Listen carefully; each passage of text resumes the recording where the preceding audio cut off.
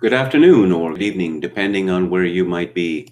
My name is Kevin Michael Grace, and this is the KMG show for Friday, November the 20th, 2020. So, Tucker Carlson has the tuck cucked. This is all they're talking about on the internet. Actually, they're talking about a few more things, but this is a hyperbole necessary for this introduction. Before we get into that specifically, let's check out the panic report. That is to say, the Drudge report. There's a picture of a man coughing with various liquid particles coming from his face.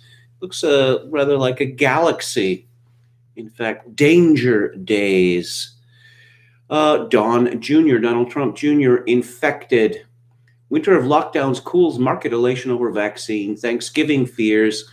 Yes, Thanksgiving is going to be canceled in a large part of the United States. And wait for it, Christmas is going to be canceled as well. Super spreader events, main engine of transmission. Super spreader events is what we used to call life. Pfizer seeking emergency use of vaccine. Dozens of Texas counties near tipping point.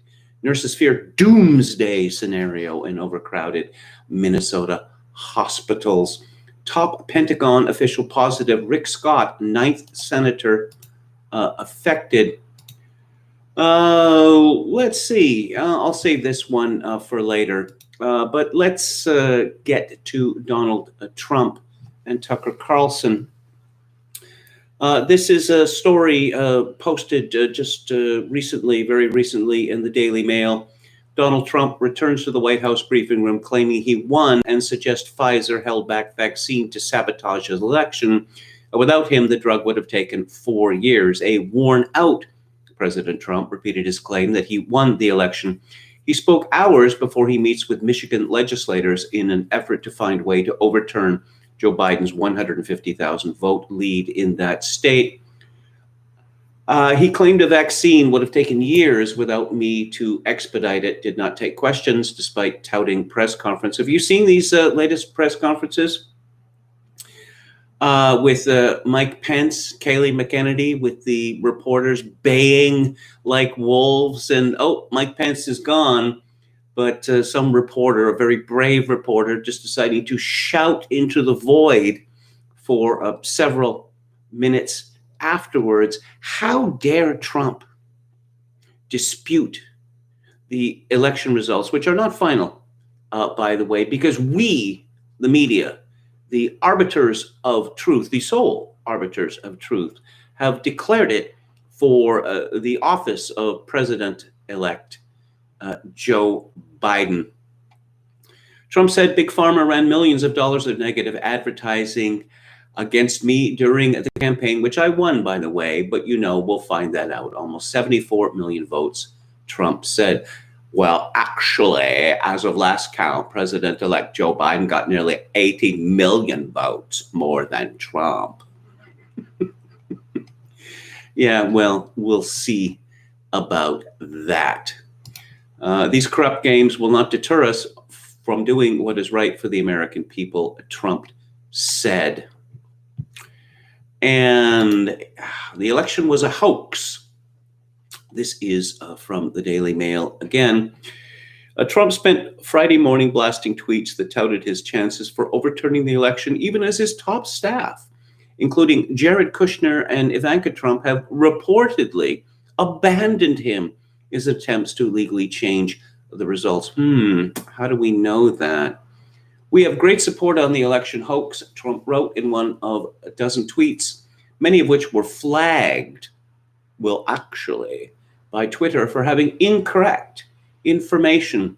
The election was a hoax, he charged. Trump is making an increasingly desperate bid to stay in the White House after a disastrous news conference by his legal team on Thursday, a completed recount in Georgia, confirming Joe Biden's win in that state and losses in 3 more court cases. Biden lawyer Bob Bauer said Friday morning that there is no chance whatsoever that Trump can be successful in his attempt to overturn the Democrats' victory. Many Trump advisors believe privately that Rudy Giuliani, Trump's personal attorney, and his team's case will go nowhere, Axios reported. And that includes Kushner and Ivanka Trump, the president's daughter and son-in-law who serve in the White House. Oh, Axios. Axios is well known to be a completely disinterested publication. In no way could they be considered never Trump. Oh, and let's hear from the eternal Mormon. It is difficult to imagine a worse, more undemocratic action by a sitting American president, Republican Senator Mitt Romney of Utah said of Trump's actions. The president responded harshly to Romney's criticism. Trump tweeted that Romney is a rhino, a Republican in name only, and seemed to indicate that the 2012 election results, where Barack Obama beat Mitt Romney with 332 electoral votes to Romney's 206, were false. I'm sure, however, that he feels he got slaughtered by Obama fair and square, the president wrote. It's really quite simple.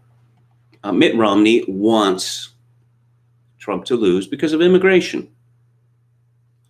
Romney wants as many immigrants, legal or otherwise, to the United States because in his mind that means more Mormons, and to him that is the only thing that is important.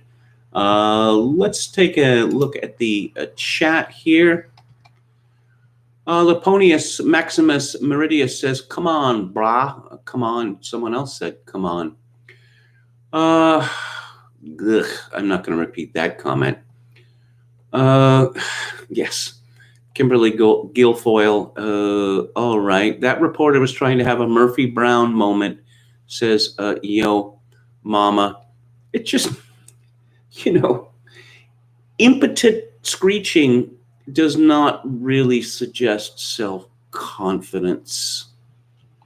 But okay, so Fox News host Tucker Carlson reads the riot act to Trump lawyer and QAnon supporter Sidney Powell for failing to share evidence of her claim that rigged voting machines stole 8 million Trump votes.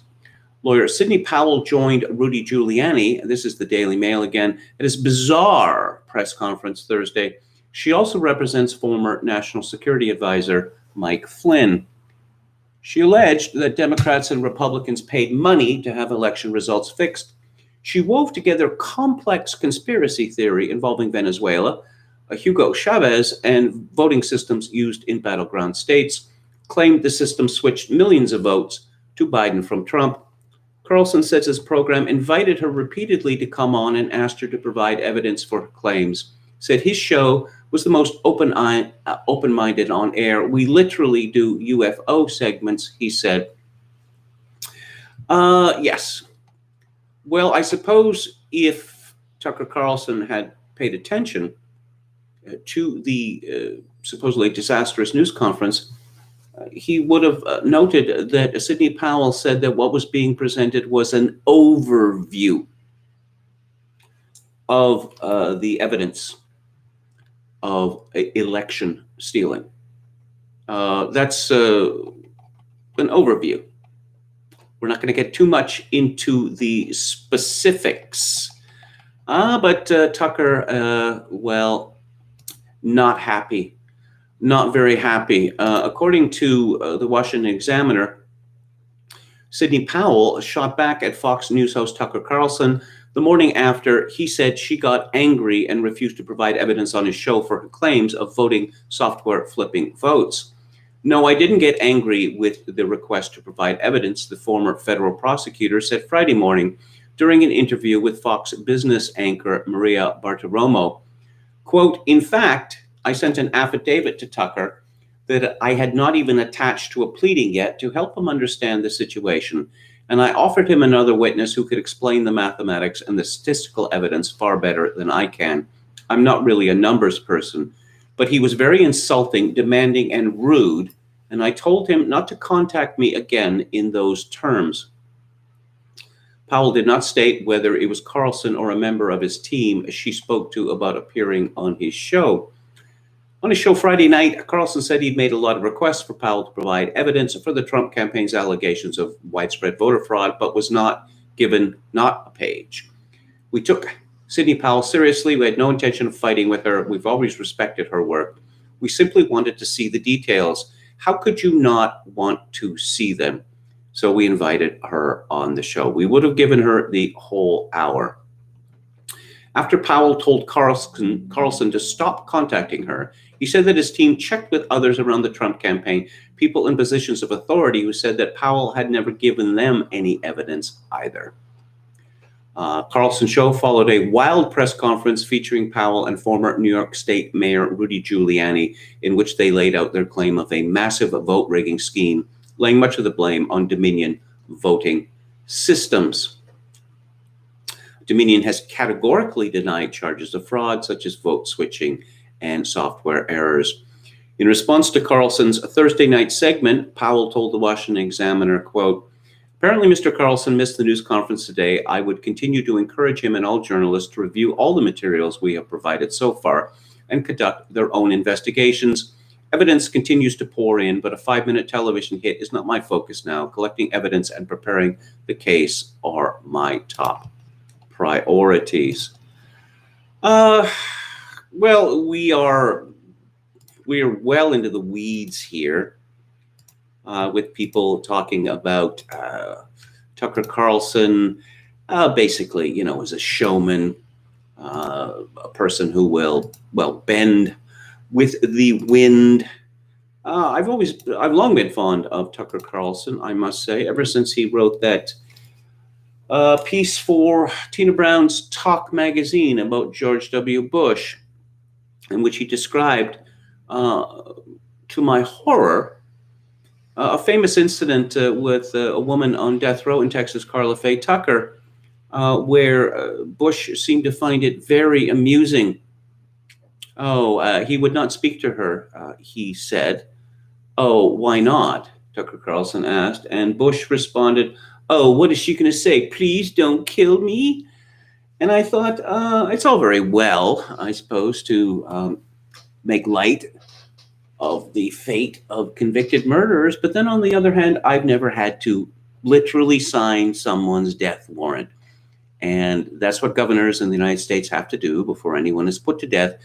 They have to sign a death warrant. And I would have thought that would, sober a man up, but not George W. Bush. But in any event, VDR, Vox Day Respecter, aka Manic Skin, responded, "I'm flabbergasted by this whole Tuck the Cuck scenario," and I responded, "Easy to explain.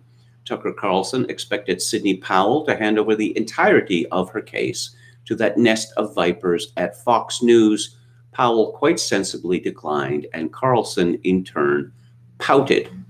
Now, you will recall with this fellow called, Bobulinski, something like that, an associate of Hunter Biden, that all this evidence had been provided, and it was sent to the Tucker Carlson show, and it disappeared. It was later recovered, but there's the clear implication there that some agency of the deep state intercepted the parcel, took out the pages, had them copied, and then later put them back. So no, this is not something that a judicious person would likely do. That is to say, show all your cards before you go to court. Let's see, Vox Day writes, Tucker Carlson is not dumb enough to fail to understand what evidence is or how it is properly presented. Is he under pressure from his superiors at Fox News, or is he simply afraid of being jettisoned in the event Biden is successful in his attempt to steal the election? What is ridiculous about Carlson's statements is that one cannot reasonably be expected to provide the sort of evidence that is required to be conclusive in a press conference in front of a bunch of journalists who are totally incapable of understanding it. As both Powell and Giuliani have stated, they have the evidence and will be providing it in the appropriate venues. They've even described in some detail what that evidence is. The statistical evidence is literally right in front of everyone. I knew there was voter fraud in Hennepin County by simply looking at the documentary evidence of the vote totals. It is unlikely to the point of complete impossibility for Joe Biden to have won 25.2% more votes than the average of votes won by Barack Obama and Hillary Clinton in 3 elections at the same time Donald Trump won 13.6% more votes than the average won by himself, Mitt Romney, and John McCain. Meanwhile, Sidney Powell made much the same point I did above to Carlson, so perhaps he really isn't smart enough to understand what evidence is and is not. Most people simply don't understand what evidence actually is because they are not intelligent enough to understand it. What most people, especially the media, consider to be evidence is simply testimonial evidence offered by an authority about the actual evidence. But a fair amount of the statistical evidence is already right in front of everyone. They just don't have the math to understand it or its significance. So, yes, Fox News. We know that Fox News, the White House correspondent, and the network as a whole is now deeply hostile to Donald Trump and was not particularly friendly in the months leading up to the November the 3rd vote. Here's a post from Davis Harris Jr. The sensational duo of Diamond and Silk, whose real names are Lynette Diamond Hardaway and Rochelle Silk Richardson, have written a book called Uprising: Who the Hell Said You Can't Ditch and Switch? The Awakening of Diamond and Silk. In the book, they implied that racism is the reason they were fired. I'm not certain of that. It could be that they were too popular and too partisan on a station that is evolving towards the dark side of the force, better known as liberalism. Fox had to axe them when they did, because once they gained major audiences, they would not be able to get rid of them. Look at it this way. They did nothing that hosts such as Hannity and Carlson advocate, but they are too popular to fire. Of course, I could be wrong, but another passage in the book could be proof that I am right. Diamond and Silk revealed in their new book, Uprising, how they were offered $150,000 to stop supporting Donald Trump. They said, no, we can't be bought. The debacle started when left-wing rag The Daily Beast claimed that Diamond and Silk said that the disease that must not be named was a hoax created to hurt President Trump. Of course, they did not say that this disease was a hoax. They said the hype the Democrats were spewing was the hoax. Other Fox hosts said the same thing with no repercussions. Both of our favorite gals were upset that Fox did not defend them against the lies. Instead, Fox used the Daily Beast story as a means of firing the dynamic duo. They probably wanted to fire them after they turned down the $150,000, just quit supporting Trump, but the optics would have been very bad. Diamond said, I was furious. Where the hell was Fox? Where was their PR department? Why the hell didn't they correct the lies published by the Daily Beast? Why didn't Fox speak up? Silk added, why were our Fox Nation videos dialed back? Because they were deemed overly political, she continued. But it was okay for others on the network to talk about politics, even down to asking some of the same questions we had. Why were we such a threat? We only did one video every week, and it was hidden behind a paid subscription wall. When you really think about it, was this part of the systemic racism that everybody was talking about? Oh, more about that Canadian company called Dominion. Yes, and Americans will not allow foreign interference in their elections, which is why a Canadian company was responsible for vote counting in 30 of the 50 states. This is from Jim Hoft at Gateway Pundit. On Thursday, during the Trump campaign press conference, attorney Sidney Powell weighed in on the Dominion Smartmatic servers that were reportedly confiscated in Germany. Powell confirmed the reports were legitimate. Emerald Robinson asked, there were reports that a piece of hardware, possibly a server, was picked up in Germany. Is that true? And is it related to this? Powell responded, that is true. It is somehow related to this, but I do not know if the good guys got it or the bad guys got it. Later that evening, Powell joined Lou Dobbs and was asked again about the Sittel raid in Germany. She disclosed more on the incident last night, with Dobbs saying there should be scads of evidence of, frankly, an international criminal conspiracy of the worst sort. This morning, Powell went on Glenn Beck. Powell told Beck the servers from Sittel in Germany were in fact confiscated and, quote, I am hearing that it was our forces that got the servers. So I think the government is now working on an investigation of what really happened. If true, this may explain Dominion's recent actions. Early today, they refused to testify before a Pennsylvania House committee, and last night they reportedly lawyered up. They've also reportedly closed their Toronto office, which was in space they shared with a company as close as this to George Soros. John Zmirak, who's a journalist, has written a piece called I Know Sidney Powell, She's Telling the Truth. Well, I know John Zmirak a little bit, and he is a reliable person. He writes, back in 2014, I worked freelance for a public relations firm in New York City. It was there that I met an unusual woman. I don't know many lawyers or Texans, but I knew better than to chalk up her qualities to either her profession or her home.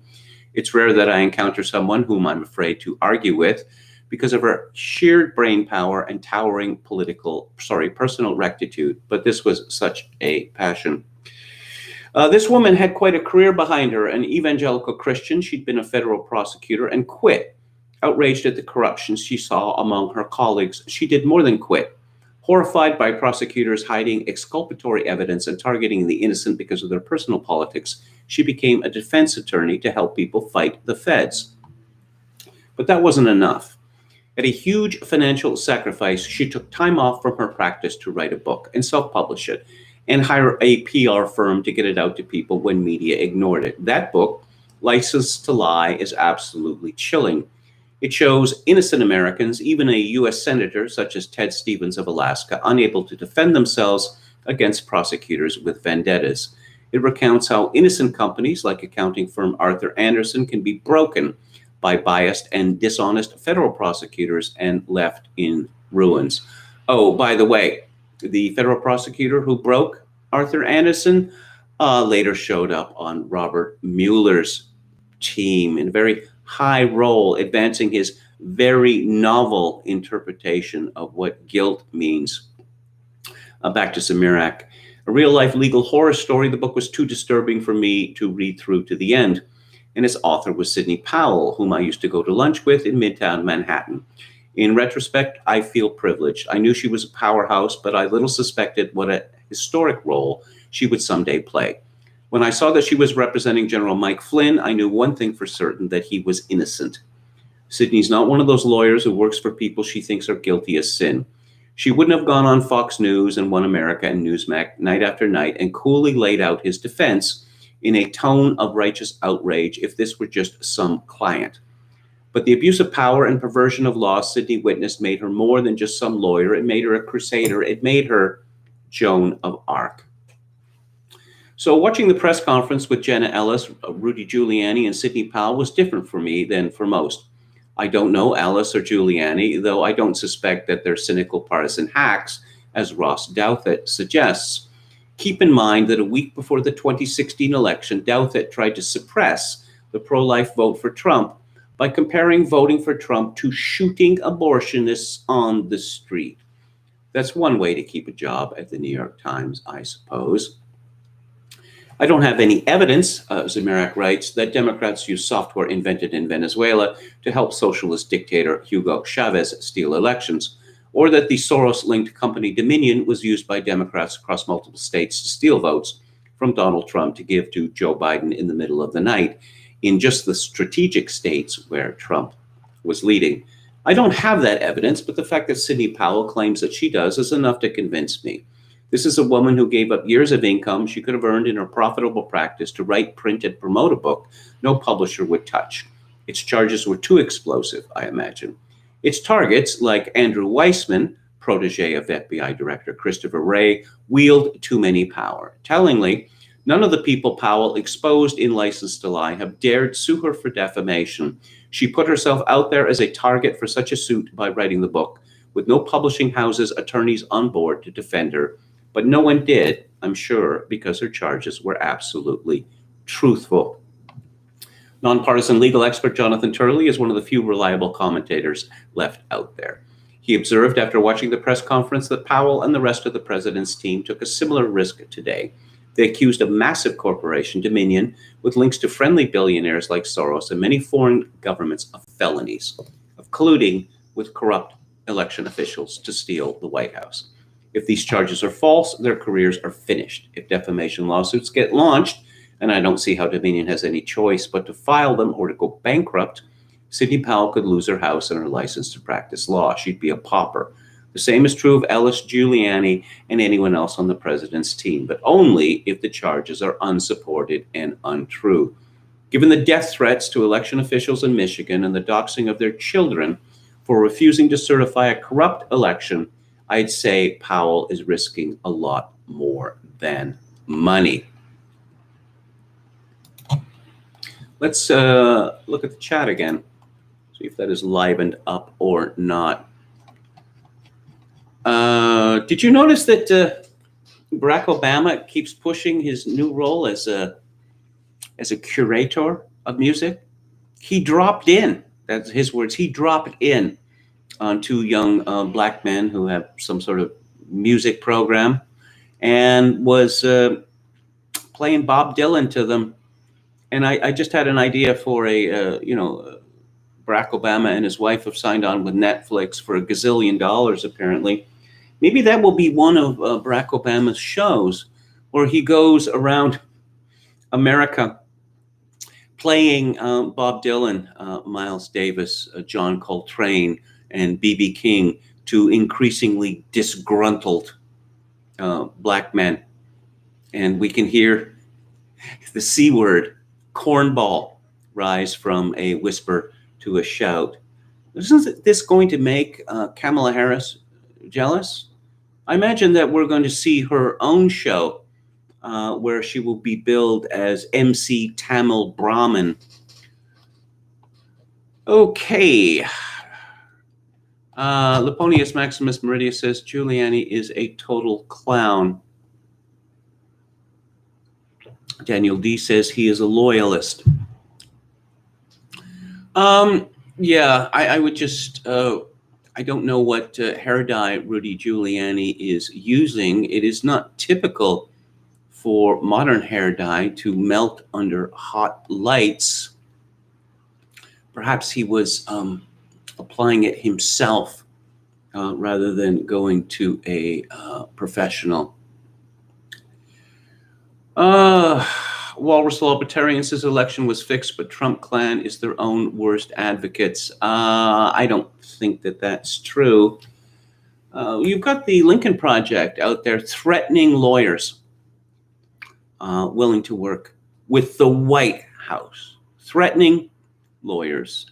It seems to me that this is illegal and certainly actionable by the authorities.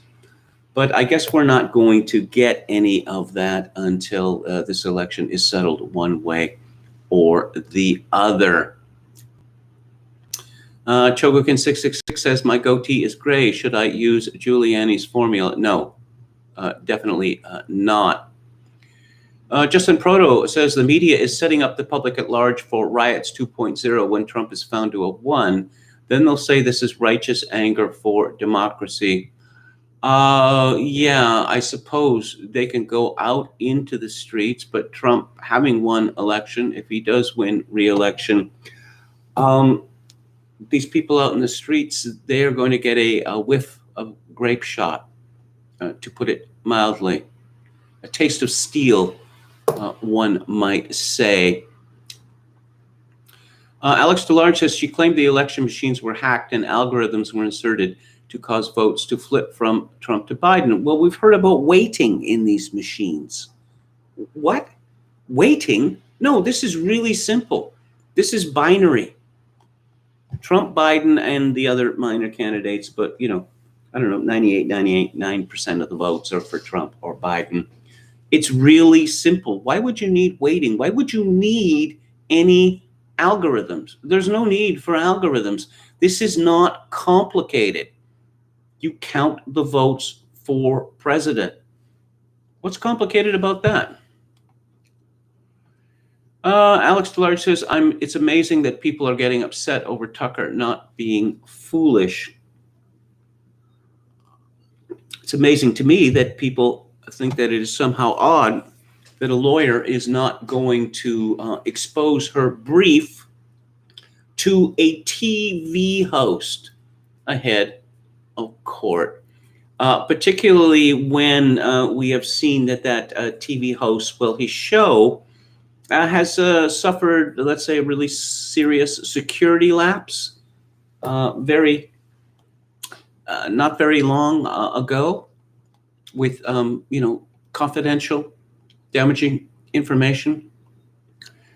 What is this? Cobra Streisand says broadcasting significant information would help get people onto the streets, generally put pressure on state legislatures. I don't see what Tucker is doing wrong. Okay. Walsh the Libertarian says stopping what you are saying to do a cigar commercial is bad optics. I guess so. But Barack Obama being pimped out by Netflix, that doesn't seem to have somehow minimized his status as a supreme moral authority. Walrus Libertarian again. Biden is a predator and they are sweeping that under the rug. You think they care about vote rigging? No, I don't think that they care about vote rigging at all. Again, to repeat, if Donald Trump is literally Hitler, and also if he stole the election in 2016 acting as Vladimir Putin's puppet, then there's every moral justification for stealing the election. Jonathan Paul, hello, Professor. Who is that commie that gave KMG a thumbs down? I'm going to be talking about commies in a little less than an hour. Norman Davis's book about the Polish-Russian War of 1919 to 1920. A White Eagle, Red Star. Justin Proto says, I've not heard any media reporting on 100% plus voting in many states. This is the most straightforward stat to advance fraud. Well, this young man, what Greg is on the right, he calls himself on Twitter, he went through the publicly available data. He was stopped, downloaded it, 1/3 of it, Pennsylvania, and he discovered, among any things, that there were many thousands of votes that were accepted, of ballots that were sent out by the post office on one day and received by the election authorities in Pennsylvania on the same day.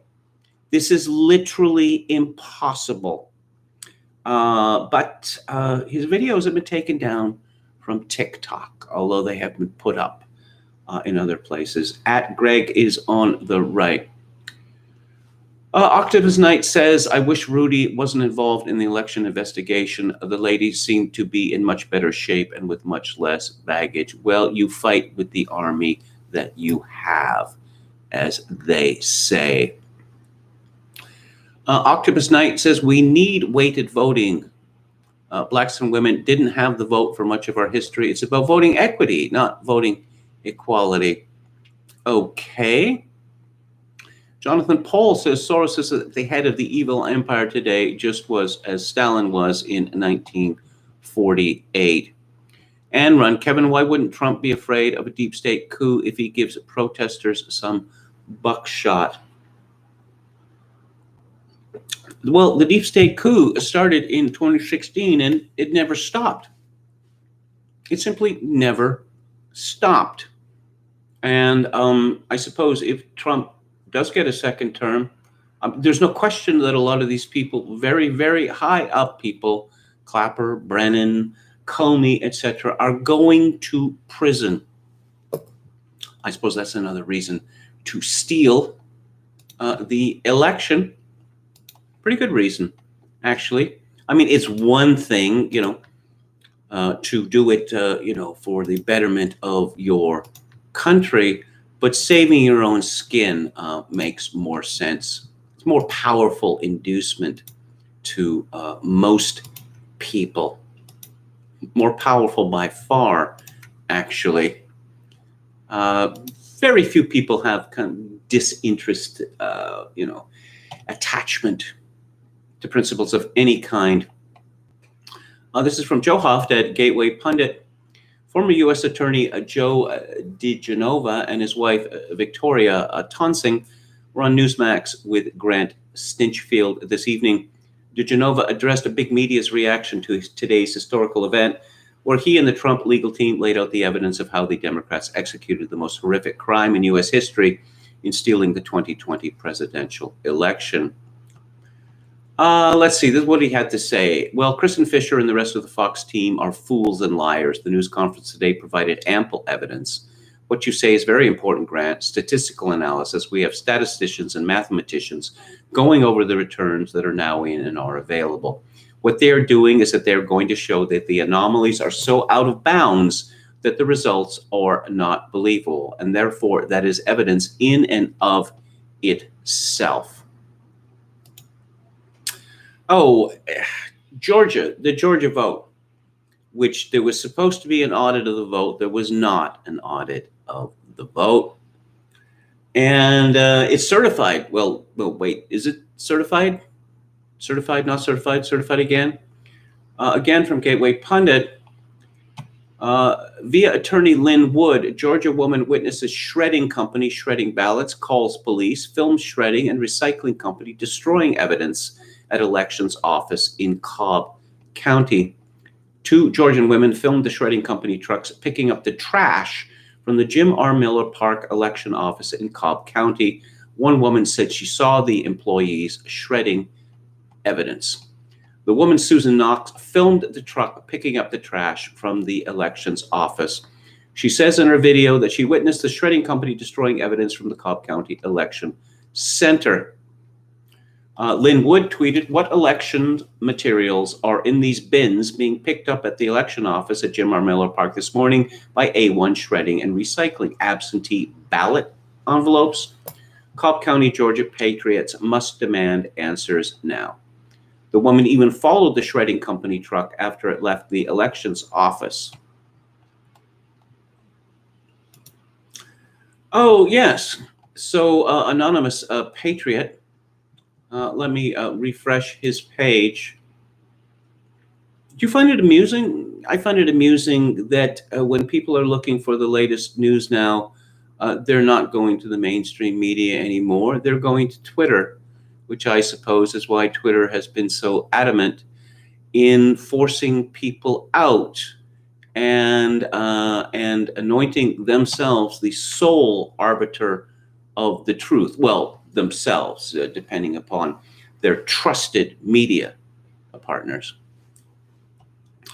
28 minutes ago, no, not that one.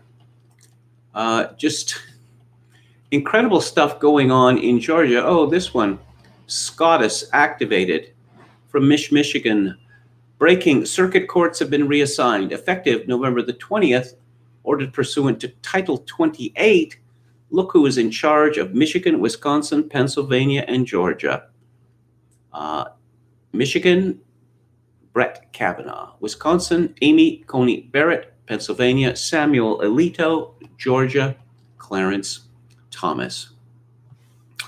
Smartmatic denies transfer of technology to Dominion voting systems. Articles scrubbed from website, but Internet Archive never lies. Let's see. So to recap, Georgia certifies their election results. 45 minutes later, Lynn Wood shares proof that documents are being shredded outside an election office in Cobb County, Georgia.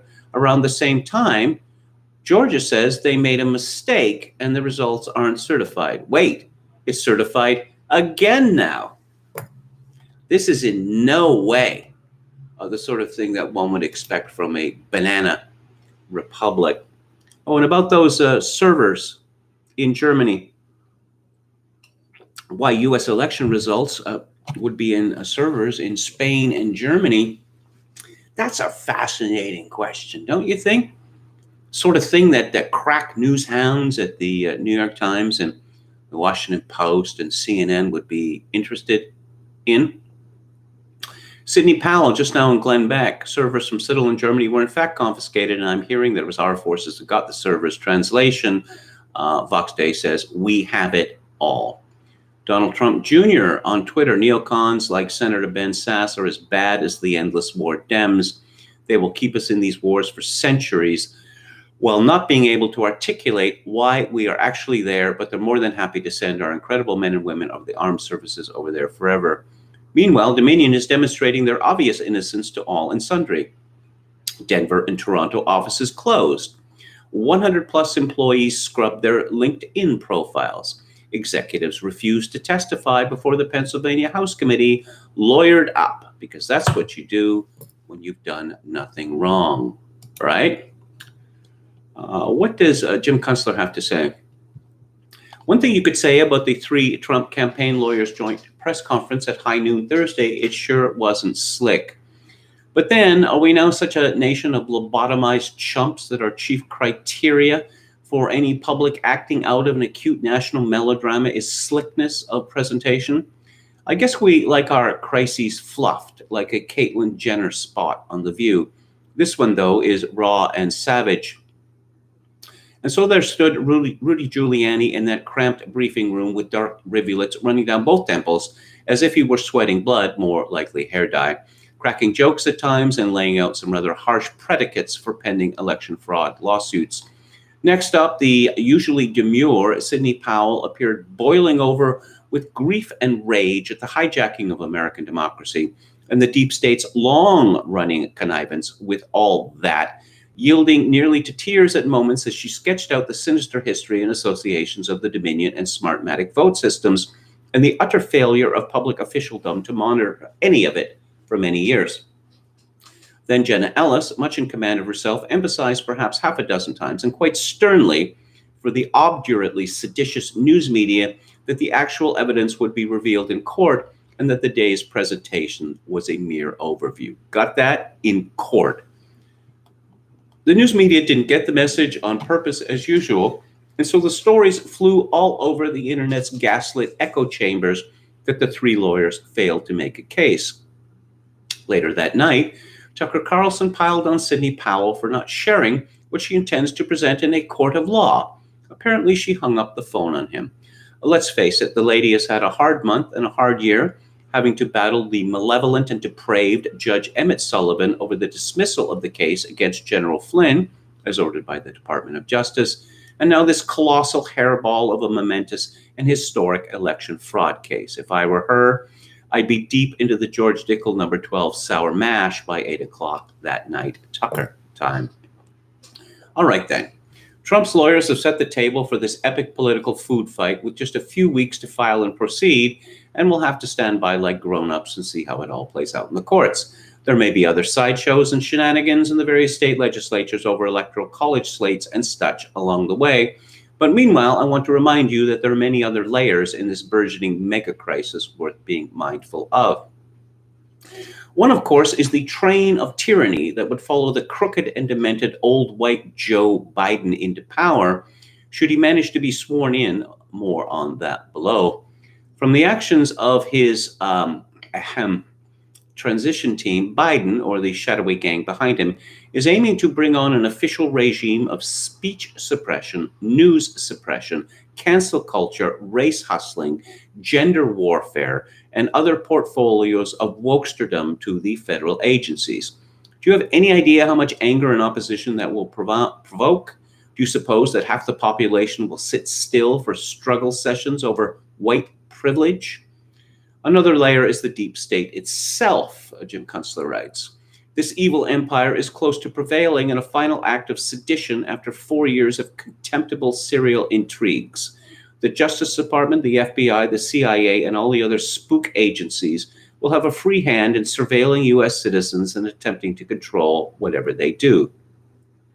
The whole Russiagate case, such as it might be under John Durham, will be towed out to sea and dropped overboard in cement slippers. Comey, Brennan, Clapper, McCabe, Strzok, Gina Haspel, Andrew Weissman, and the rest of the gang will all skate, some of them possibly pirouetting back into federal offices. Facebook, Twitter, and Google will be enlisted as social controllers. This has already happened, of course, to guard against the sharing of undesirable information. God knows what sort of misadventures in foreign lands this gang will blunder into. I won't even bother to outline the possible economic perversities and experiments the new regime might attempt to try because of the following, which is the king hell financial fiasco that will attend a Joe Biden presidency and the monumental unwind of activity that will present as implacable depression. The global banking system is 10 months pregnant with Rosemary's baby.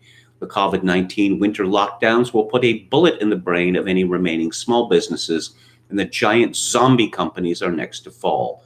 Rent, mortgage, and loan forbearances run out in December. If they are not renewed, many families stand to lose their homes. If they are extended, many creditors and landlords will be screwed, unable to meet their own obligations. Few in the media or in officialdom seem to comprehend that unpaid debts thunder through the system and eventually undermine the whole system, especially the currencies that circulate like the system's blood supply. Not only will there be no money for progressive economic experiments, there will not be enough money to arrest the fast sinking standard of living in America. Biden and company, so triumphant in these days of dwindling daylight, are in for a shock in 2020. In the looking less likely event that Trump prevails in the election quarrel, he and his people will be subject to exactly the same thing, which is the onset of the epic crisis or fourth turning that I call the long emergency.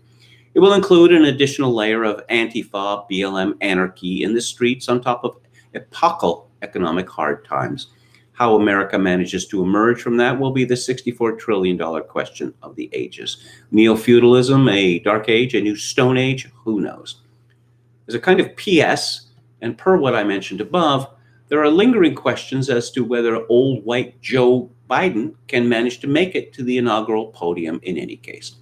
Apart from his failing mental faculties, there are the matters around his and his family's shady business dealings in foreign lands over recent years, especially the money garnered from ventures in China linked to China's intel services. There are legitimate concerns about Biden being a security risk as president. They are not going away. Finally, a few words of encouragement to those of you almost terminally disgusted with the dishonesty and bad faith of the people who have been running things in our country. This is not a place like Russia in 1989. The Soviet overlords had a captive press, of course, but the internet was barely a larval presence in world culture then. All the Russian people had to fight the immersive milieu of lies they lived in was the mimeograph machine and the verbal grapevine. We have much better resources for distributing information in America today, despite our tribulations with the corporate news media and their Silicon Valley cadres. We have a pretty sturdy alt news network and many diligent entrepreneurial reporters who are able to get the news out. It will get out, and it pays to remember the truth that truth has godly powers of its own. Well, given what we've seen since Charlottesville, I would say yes, the alt news network will survive a Biden inauguration and the moves taken against it. But I'm going to predict that if you want to take part in this alt news network, don't expect to get a salary. Because advertising, even on TuckerCarlson's show, let alone Sean Hannity, is going to be seen as treasonous. That everyone associated with the alternative right, or whatever you want to call it, the dissident right, is going to be asked to prove that they are not Nazis. And of course, the accusation is the crime, just as it was in Soviet Russia. I don't mean to blackpill, just so that people don't have a misunderstanding of what standing up to a hostile United States federal government means. I mean, the cases of, General Flynn or Arthur Anderson are, examples of this. Or how about the Queen of Mean, Leona Helmsley? Oh, you might know her as an income tax cheat, right? And that's why she was sent to prison and vilified and deliberately turned into America's #1 hate figure So what was the nature of the American government's claim against Leona Helmsley? They claimed that she owed, for one particular year, $149 million in income tax.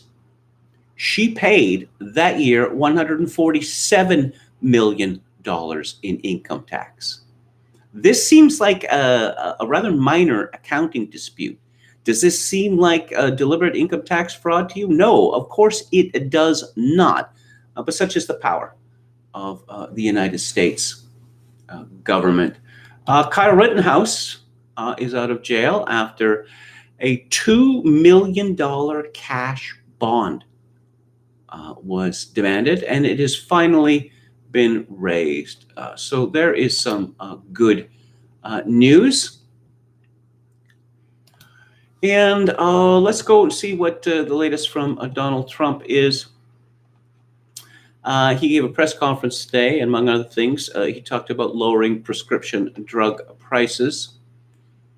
5 hours ago, the governor of Georgia and the Secretary of State refused to let us look at signatures, which would expose hundreds of thousands of illegal ballots and give the Republican Party and me, David Perdue, and perhaps Kelly Loeffler a big victory. Why won't they do it, and why are they so fast to certify a meaningless tally? Well, to ask the question is to answer it, right?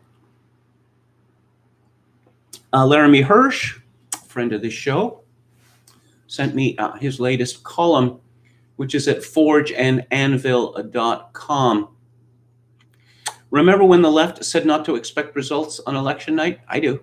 Remember it well. Talked about it many times in this space. Do you remember when the mainstream media was prattling on and on about how we shouldn't get our hopes up that we knew who would be president on the night of the election? That there'd be some sort of mess with the votes, and it would take a while to figure out who actually won the election. If you forgot, allow me to share some headlines with you straight from the mouths of the leftist rags themselves. NPR. Let's see, this would be July the 13th. This November, election night could stretch into election week or month.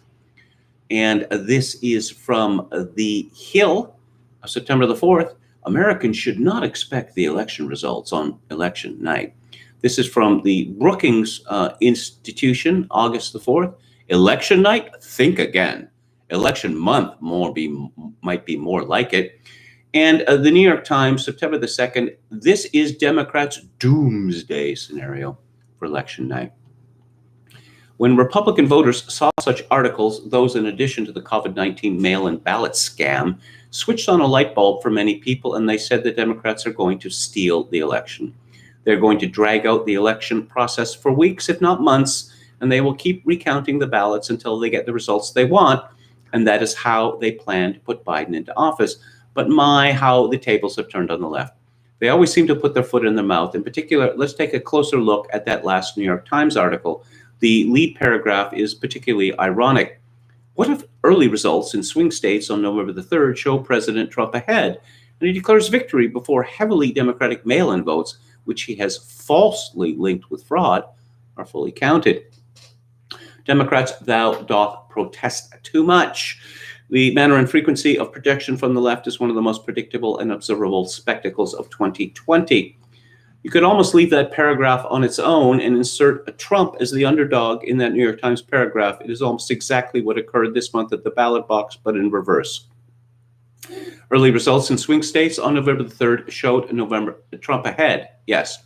But then the establishment media declared a nationwide nap time at 11 p.m., at which time voting stations supposedly stopped counting votes. Then we all woke up the next morning to find out that it was President Biden who was ahead. Yet upon closer inspection, it appears that the United States electoral process is the victim of a grand international plot to steal the election for the pro-globalist Biden campaign. But in spite of all the evidence for this grave, heinous crime, the left is screaming from the rooftops to hurry up and declare Biden president.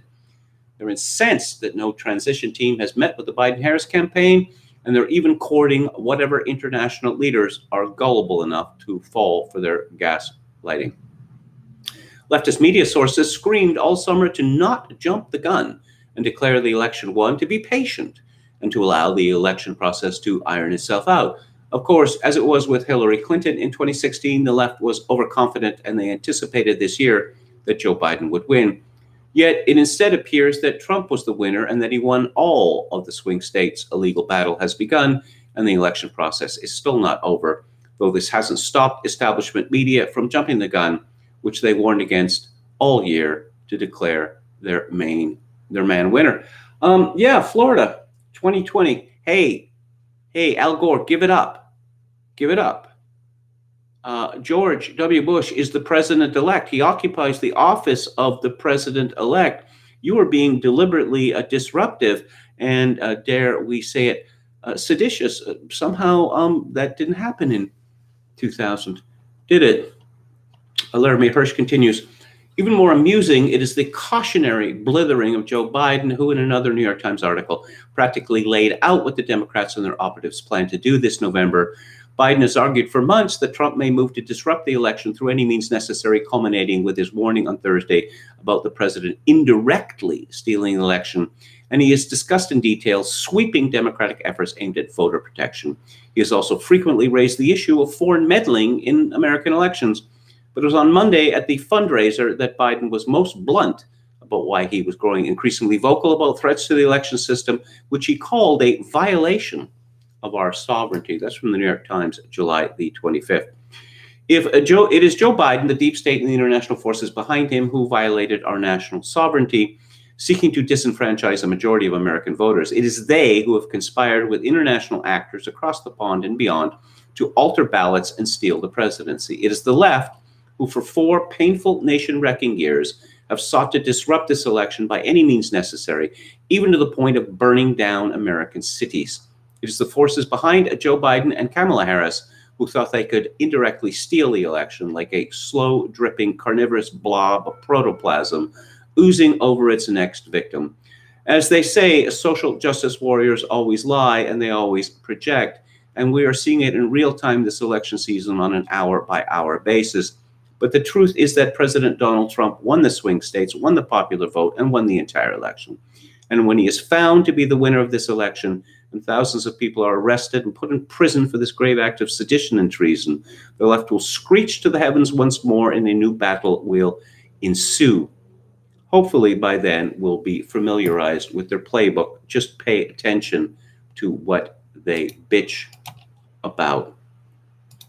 So how am I looking here? I mean, in terms of the display, that is definitely not better. That is definitely a lot better. Just give me a couple seconds here.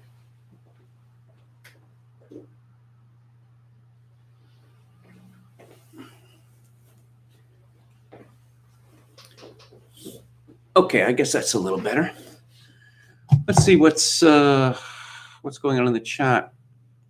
Peter Levy says Powell is risking her career for this. I'll hear her out. Yeah, risking careers. Why is it only our guys who ever risk careers? I'm just thinking of all the people responsible or negligent in 9/11. How many of those people lost their jobs? Not a single person. What about the media pundits, the neocons in particular, who said that the invasion of Iraq and the occupation was going to be a cakewalk? And of course, Saddam Hussein had weapons of mass destruction. How many of them lost their jobs, lost their livelihood?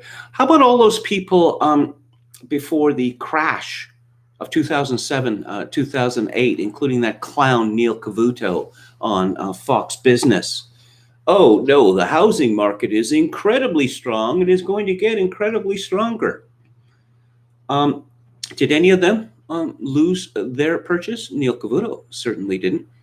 For a while there, Fox News was free in Canada on cable, and I watched it, and I watched Neil Cavuto, and my jaw dropped open when he was talking about speculation, financial speculation, why it's a good thing.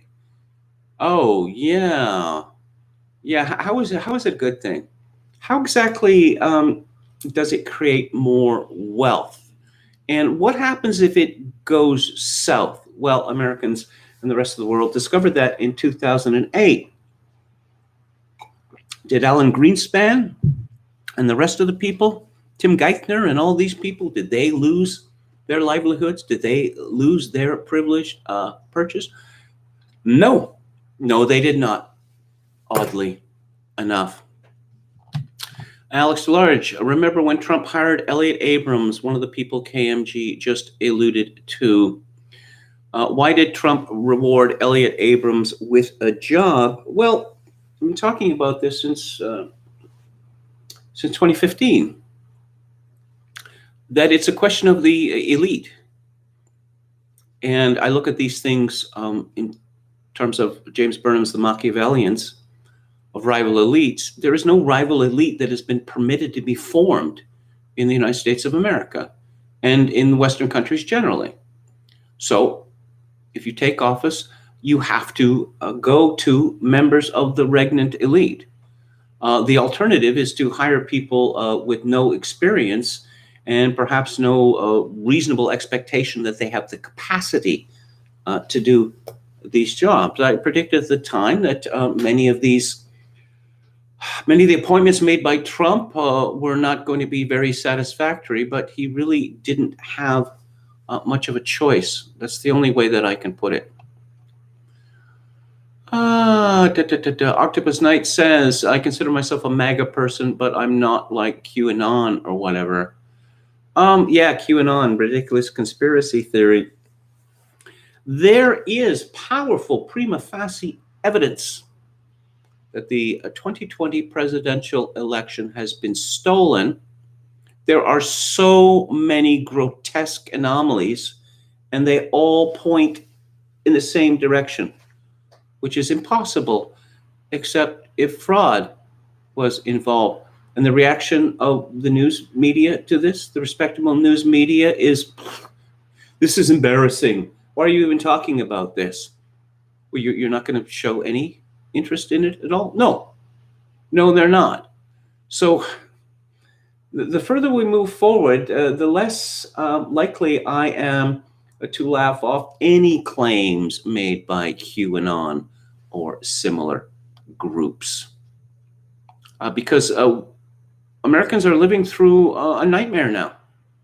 Again, to repeat, there is powerful prima facie evidence that the election was stolen. Not, we came up with 50,000 votes divided amongst 4 states in order to push our guy over the line. No, we're talking about millions of votes. Millions. Okay. Dennis Dale says Biden's nearing that time when they confiscate his driver's license. I suppose the bureaucracy is slow, but it is relentless. About 3 weeks ago, I received a letter addressed to Michael Grace, my father, and it was from the Insurance Corporation of British Columbia. And it stated that we have, made attempts to get you to take a test to prove that you are worthy of keeping your driving lessons. And since you have not taken such a test, we are now revoking your driving license. And I thought, yeah, this is a man who died months ago. That's not on your files anywhere. Okay, let's, in a little less than half an hour, I'm going to move on to the book club. But let's just scroll through the various alt media sources that I've been compelled to rely on. Again, for the reason that, the New York Times told me that the sun rises in the east and that the cube root of 27 is 3, I'd be disinclined to believe them. That is how reflexive my disregard for their so-called reporting is. Oh, let's see. Again from Gateway Pundit, PBS went to Georgia 1 week before election. What they found was shocking, even for the leftists at PBS. One of their experts, Harry Hursty from Nordic Innovation Labs told PBS the Georgia system does not seem to have any safeguards. Georgia's vote tabulating system was a complex system of laptops, iPads, magnetic cards, touchscreens, printers, and scanners. Investigators found several troubling issues before the election. One expert said it would be easy to duplicate the ballot codes and make up new ballots. Yeah. If you look at the governor, Brian Kemp, and the Secretary of State, what's his name, Raffensperger, they seem to be terrified more of Stacey Abrams than they are of the judgment of the people of their state, the judgment of the American people, or the judgment of God. Oh no, if we work to ensure a fair election, Stacey Abrams is going to accuse us of being racist, and we can't live with that. That is the worst. That is the very worst thing that could happen to anybody. Stacey Abrams? Really? If Stacey Abrams, orders anything from DoorDash or Dash Door or whatever it's called, and it's not completely to her liking, I have no doubt that she's ranting about racism. Stacey Abrams lost the election for governor 2 years ago. And guess what? She insisted for months and months and months and months that she hadn't lost, that she was actually the legitimate governor of Georgia. And yet she was not shouted down as a disruptor of being embarrassing or even seditious. It's funny how that works. Okay, we've already talked about Sidney Powell and Glenn Beck. Oh, yeah, and I'm going to be getting to AOC shortly. Your political leaders hate you and think you're stupid. Yes, John Daniel Davidson writes at The Federalist. And there's a picture of Governor Gavin Newsom at the top. I was thinking, is he auditioning for a Hollywood role here? Some sort of rom-com, or maybe he's looking to take over from Chris Pine or something. He does not look trustworthy in the slightest. That moosed hair of his. Scott Adams. Democrats are employing some excellent brainwashing technique to defend the election as fair. Here's some of their tricks.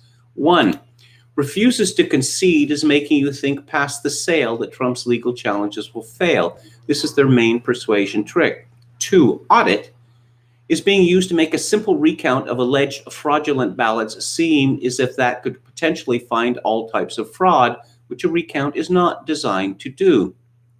When none is found, because they are not looking, they will declare it proof that there was no fraud. 3, no evidence is being used to reframe plenty of evidence, but not yet proven in court. 4, no widespread fraud is the defense against the allegation of targeted fraud in specific swing state cities. This is misdirection aimed at low information voters, which is most of the public. 5, massive fraud would be obvious if it happened, so therefore it didn't happen. This ignores the entire nature of the allegation that it is totally obvious to about half the country. No one believes Biden got far more votes than Obama. 6, Trump lawsuits are being tossed out of court. The fake news does not tell you the strongest evidence of fraud has not yet been presented to the courts. The first lawsuits were probably just to keep the fraud argument alive while lawyers dug for the good stuff. 7, character assassination by bad analogy. The fake news is labeling Trump's legal challenges to the election as McCarthyism, racism, and the work of a dictator staging a coup. All of that is fear-based persuasion based on bad analogies. 8, experts and trusted media say no fraud has been detected. What they leave out is that they were not looking for it. And in some cases, the people responsible for preventing election fraud are just saying they did a terrific job. This is misdirection. I want to go back to number 5. Massive fraud would be obvious if it happened, so therefore it didn't happen. I remember a piece that I wrote before the invasion of Iraq got spiked And I pointed out something which struck me as being perfectly obvious, but I don't know, my betters in the news media, it didn't seem to occur to them, which is this, that the argument of the American government of George W. Bush and the British government of Tony Blair was that Saddam Hussein had weapons of mass destruction and that he was a clear and imminent threat, say, to Europe, even to Britain, that the weapons of mass destruction could land in Manchester, England in 45 minutes. So what did Bush do? He spent 6 months putting together a coalition of the willing, whatever they called it, strengthening support, bolstering a case before the United Nations. And I realized, and again, I don't claim any special genius here, that it was all bogus. If you are facing a clear and present danger of a lethal sort, you take action immediately. You don't dick around for 6 months with the UN and the like. So what the news media considers to be obvious, well, certainly not what I consider to be obvious. Let's see what we have from KG, boss-elect of Breezewood. Oh, every one of you people is getting what's coming to you. Yeah, well, that's the dream. That's the dream. Kobach on Hannity right now with Monica Palmer, Wayne County Canvassers Board, who was called by Trump.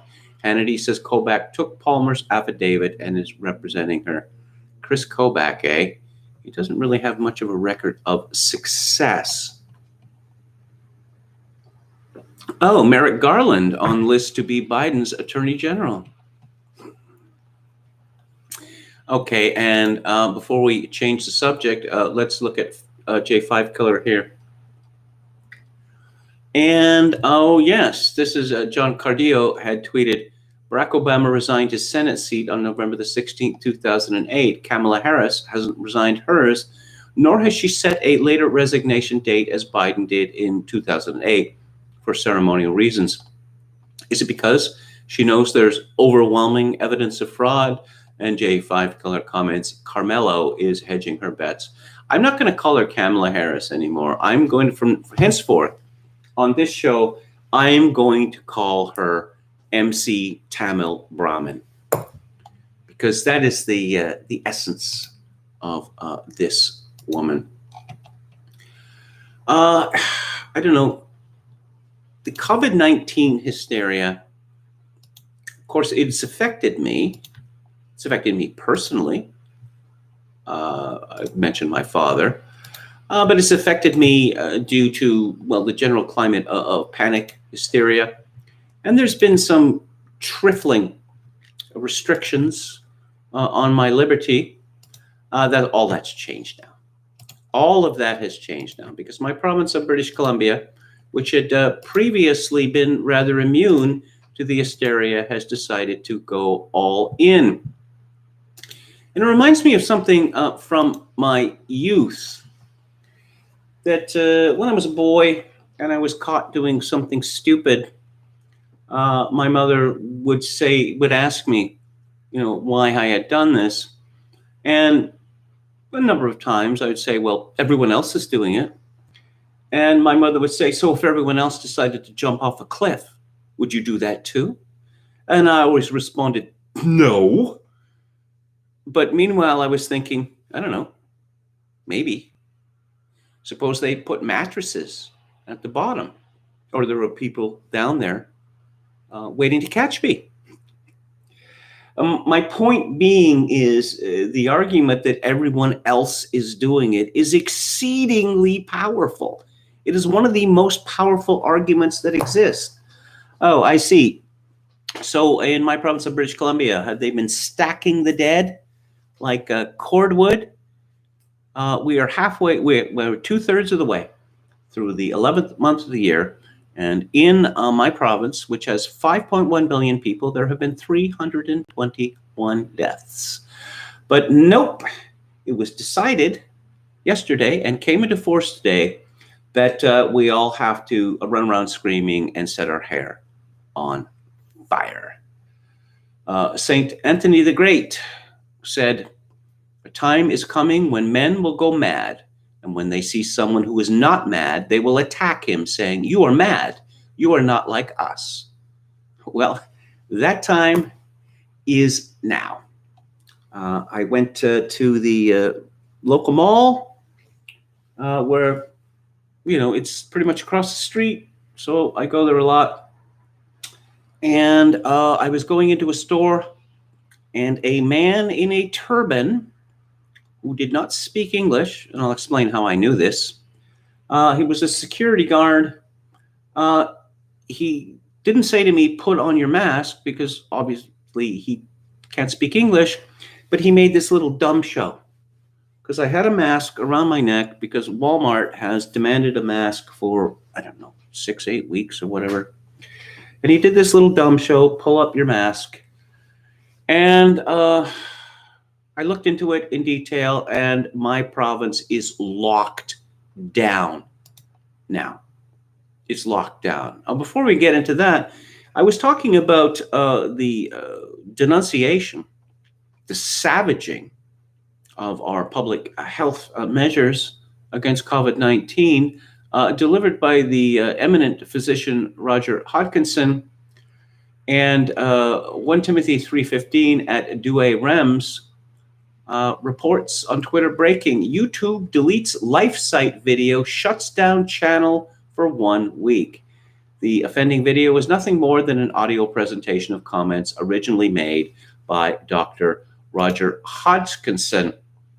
Yes, a distinguished medical doctor and medical director of Western Medical Assessments. He is the former chairman of the Royal College of Physicians of Canada Examination Committee and Pathology in Ottawa. Oh, we follow the science, do we? Well, I guess it depends on, whom. Katokoga. Like, which scientists? And who does it benefit? Those would be the relevant questions. BC brings in sweeping new measures to control COVID-19, including mandatory masks, social lockdown extended to December the 7th and across the province, high-risk fitness activities suspended. Did you know that hot yoga was a high-risk fitness activity? I thought that high-risk fitness activity would refer to an activity where there was, a reasonable chance of you hurting yourself, or perhaps, like rock climbing, mutilating yourself or even killing yourself. But nope, hot yoga. A provincial health officer, or as I like to say, Chief Latrine Walla, Dr. Bonnie Henry has announced wide-ranging new rules for controlling the spread of COVID-19, including mandatory masks in indoor public and retail spaces and restricting social gatherings to household members only for everyone across BC. This place where I am living is up for sale. And now that no one is allowed to be with anyone except those that they are related to, it's going to be really difficult to sell this place. And I suppose it's going to be really difficult for realtors to sell any place. Because, okay, let's say you have 2 family members who are looking at buying a property, and then you add the real estate guy and illegal. Yeah. The new orders and guidelines come as 1 person died. Ooh, 1 person died in a province of 5.1 million people. And another 538 cases of the disease caused by the novel coronavirus were announced Thursday in BC. We are seeing increased community transmissions and effects on our hospitals in all areas of the province, Henry said. How many people have died again in BC? Population 5.1 million, 321. That is as of November the 19th.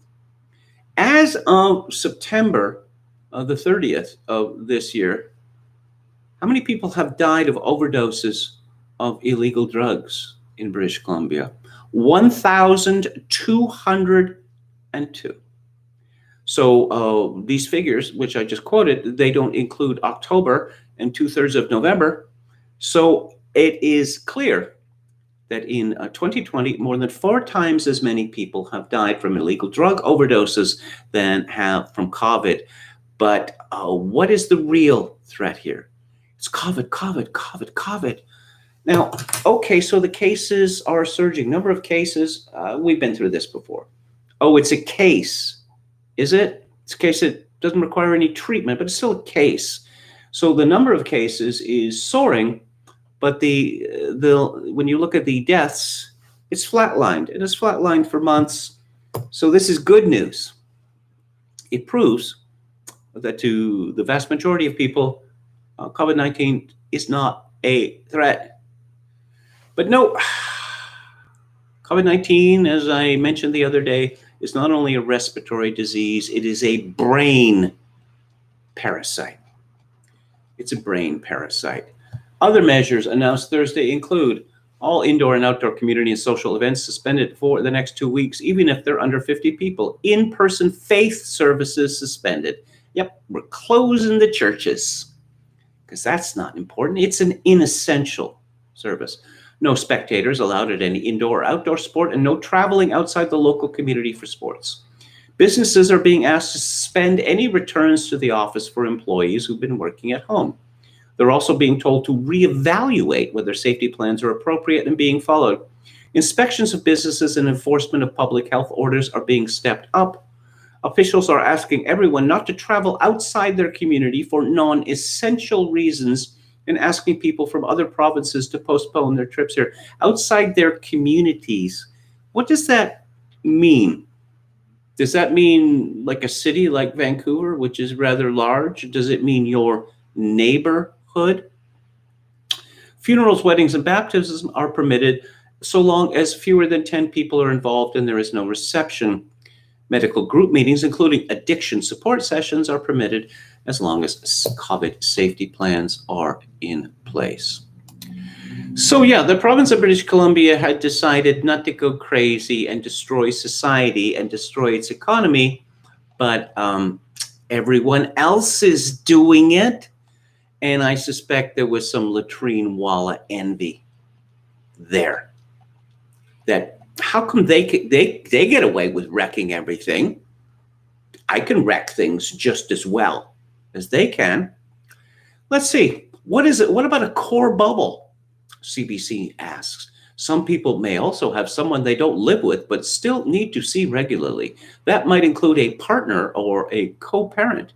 A core bubble should only include a maximum of 2 people outside your household. What about people who live alone? Those who live by themselves can form a core bubble with 1 or 2 others to maintain some social connection. Urge to kill rising. Did the Nazis or the communists, the Russian communists, Soviet communists, ever go as far as this? No, they did not. And I would have thought one of the reasons why would anyone want to do this? But even if they thought of it, I believe they probably would have come to the conclusion that, no, we're not going to try this because it'll fail. It'll fail disastrously, and we risk being turned out. Our Prime Minister, Princess Rockstar, is disappointed with us. He says that Canadians have to step up. COVID-19 is not sentient. It has no agency.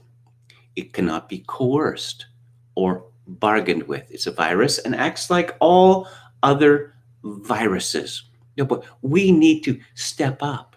We have somehow disappointed Justin Trudeau, Princess Rockstar.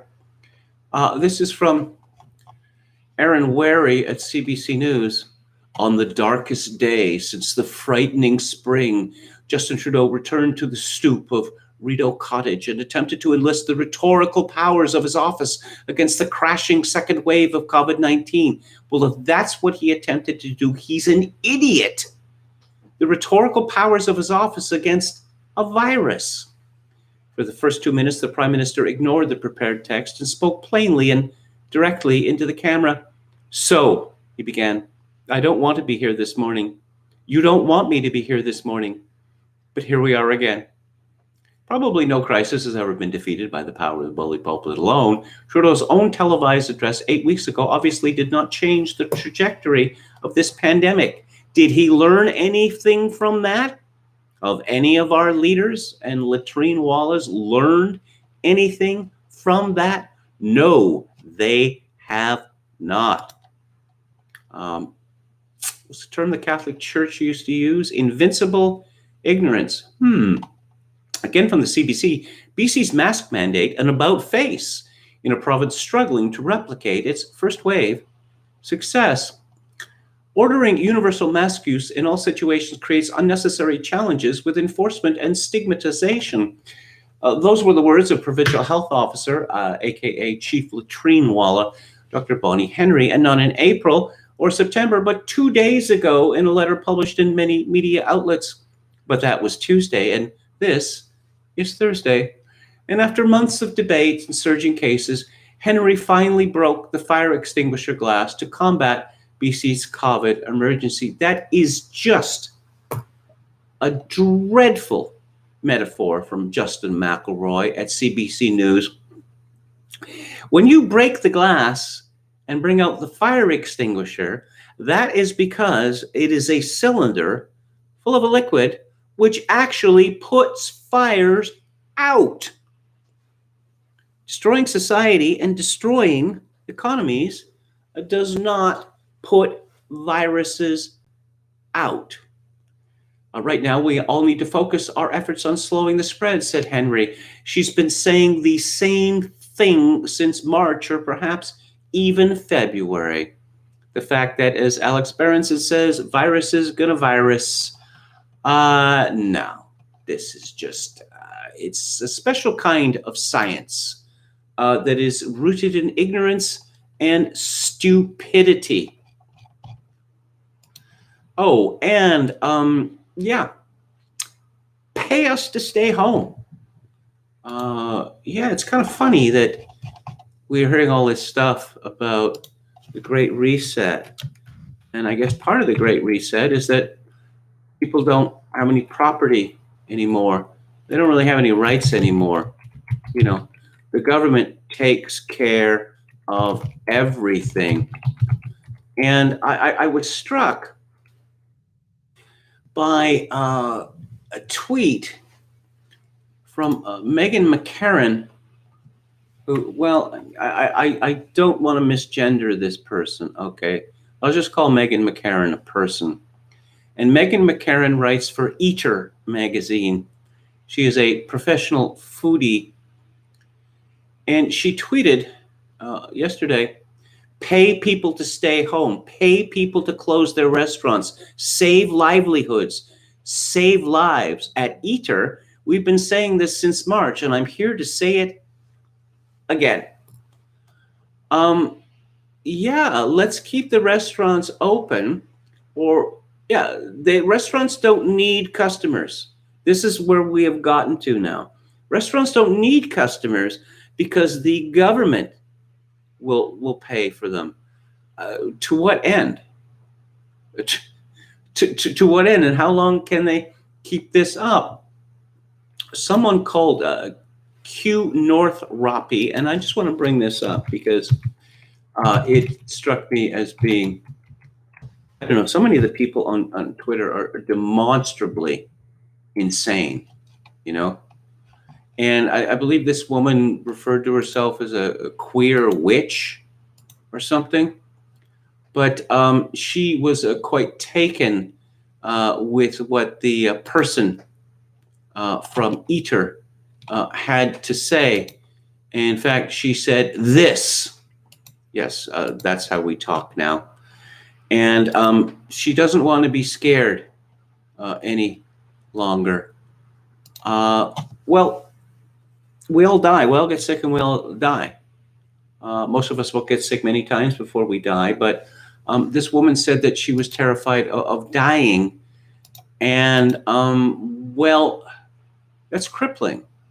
It's absolutely crippling because, again, we're all going to die and there's nothing that can be done about this. But no, we can just pay people to stay home.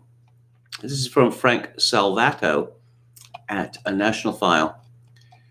It was Margaret Thatcher, the former Prime Minister of Britain, who famously said the problem with socialism is that you eventually run out of other people's money. In a spendthrift proposal to navigate through the COVID scare, one progressive illustrates the epitome of Thatcher's wisdom. U.S. Representative Alexandria Ocasio-Cortez, whose proposals routinely demonstrate a complete lack of knowledge regarding economics, tweeted a proposal to help solve the coronavirus pandemic. The only problem is this: it would ramp up our national debt to heights never seen before. In an effort to create the ultimate in social distancing, Ocasio-Cortez tweeted, "To get the virus under control, we need to pay people to stay home." I need to behold the aspirational class's abject fear of the angry corona god. What would they do to appease it? Widespread human sacrifice? Aztec style, perhaps. At the very least, they would surely consume Orange Badman with fire in a wicker man. Perhaps anticipating the blowback, Ocasio-Cortez went on the offensive in a manner typical of the "I know you are, but what am I" mindset. She attempted to inoculate her likely several trillion-dollar idea by resorting to some of the more tired Democrat cliches about how the GOP always takes care of the rich and leaves the poor to wallow in the gutters. Republicans are mad at this when they literally just voted to do this in March. The reason they're opposed to it now is because last time they got a Wall Street bailout, and this time all that's left is helping working people, the disabled, the poor. The poor are get an awful lot of money in the United States. It is the working poor and the lower middle class who are being especially hammered by this, by the COVID-19 panic, not by the disease itself, which is trifling for a trifling threat to those people under the age of 70. It needs to be noted, National File continues, that Wall Street gave the overwhelming bulk of their campaign donations this election cycle to Joe Biden and the Democrats. She then snipped, "Funny how you didn't hear Republicans complain about spending other people's money or ask how are we going to pay for it when they insisted on creating a $4 trillion leverage slush fund for their Wall Street buddies in March."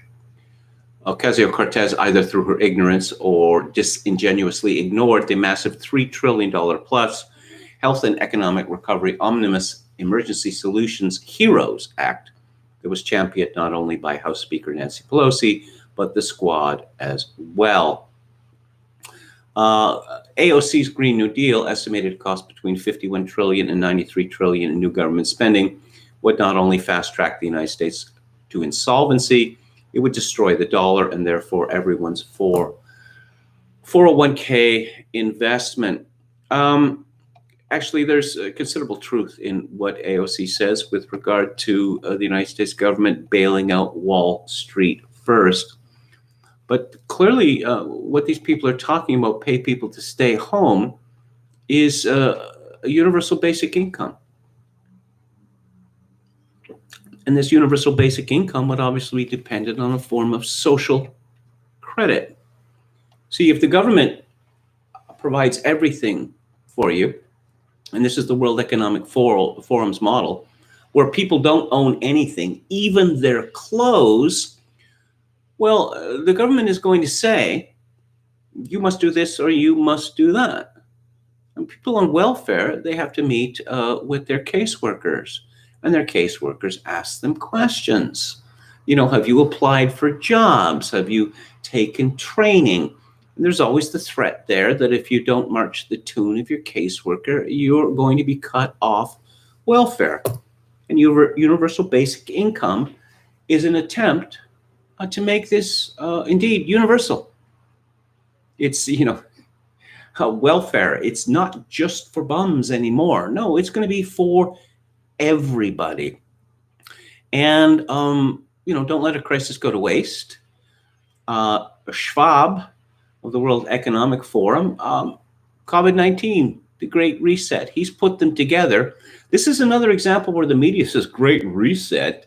What is this conspiracy nonsense? The people in charge of it are saying it out loud, and you're pretending that they are not saying it. Okay, let's have a look at the chat here and also look at the picture here. Okay, I can't wait for Biden to show up in the Rose Garden wearing one of Dr. Jill's house coats. I don't know. I listened to the video of him speaking yesterday, and this has become routine to him, where he's talking in a very sort of roundabout sort of way, and then it just breaks down completely, and you just get a bunch of vocables strung together. What do they mean? Impossible to know. But the media is not going to make a fuss about this. I recall that when Jean Chrétien was Prime Minister of Canada, that his English was so poor that he frequently said things that made no sense. And it was greatly amusing because I was working as a reporter at the time, and I'd be writing a story about Chrétien or some aspect of his government. So what did Chrétien have to say about this? Oh, the Globe and Mail has him saying A, the Toronto Star has him saying B, some other news outlet has him saying C, because everyone was paraphrasing what he had to say, because what he had to say literally made no sense. But of course, it would be, infra-dig for the media to question how Canada could have a prime minister who could not communicate in English. Okay, before I get to the book club, and I promised that I was going to talk about Lena Dunham and her fervent desire for a child, but that will have to wait until Monday. Peter Levy says, Powell is saying it'll take 2 weeks to reveal all of the evidence. It seems like they're trying to stall until the December the 4th deadline. Dennis Dale again, channeling Joe Biden. Take my license. Come on, man. Want to race? Do push-ups? Okay. Octopus Knight says I can. Okay, we did that already, actually. Let's get to the bottom here. Brandon Smith says China is ready to launch this year. This is reference to Alex Delarge. Central banks are seriously exploring digital ledger systems. Yo Mama says he couldn't be understood in French either. This is what I heard from French speakers repeatedly. Matt Forney, hello Matt, says UBI will also be used to kill paper money, make everything trackable digitally, and control behavior. Your UBI will be cut off if you're racist or homophobic or whatever. How do we know that the telephone companies aren't listening to our conversations now? That they're not recording all of our conversations using algorithms to note whether we have said anything deplorable on them? It seems to be taken for granted that, yes, you can be deplatformed, you can be demonetized for things that are on the web. Okay, so what about emails? What about private telephone conversations? Would any be surprised if that happened? Maybe you could have your electricity cut off if you say allegedly racist things, whatever racist might mean. Anyway, I am moving on to the book club now. And our book is by Norman Davis, who is a Welsh historian, a particular favorite of mine. He has written 2 big books, and by big, I mean big, like this, just magisterial history of Europe, from the beginning of time to the present day, and one of the Isles, on the same principle, the Isles referring to what some people call the British Isles. Just outstanding stuff. But Norman Davis is associated particularly with the study of and history of Poland. And this book, which was published in 1972, is called White Eagle, Red Star, The Polish-Soviet War, 1919 to 1920.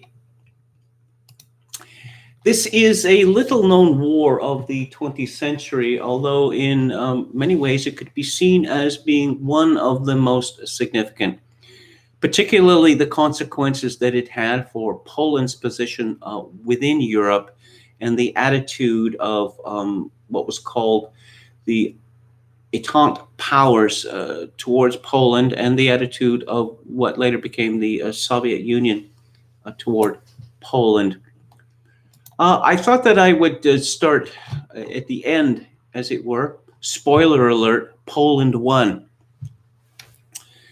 Joseph Pilsudski's frank admission of the absurdity of his task leads one to suspect that his account of the Battle of Warsaw is nearest to the truth.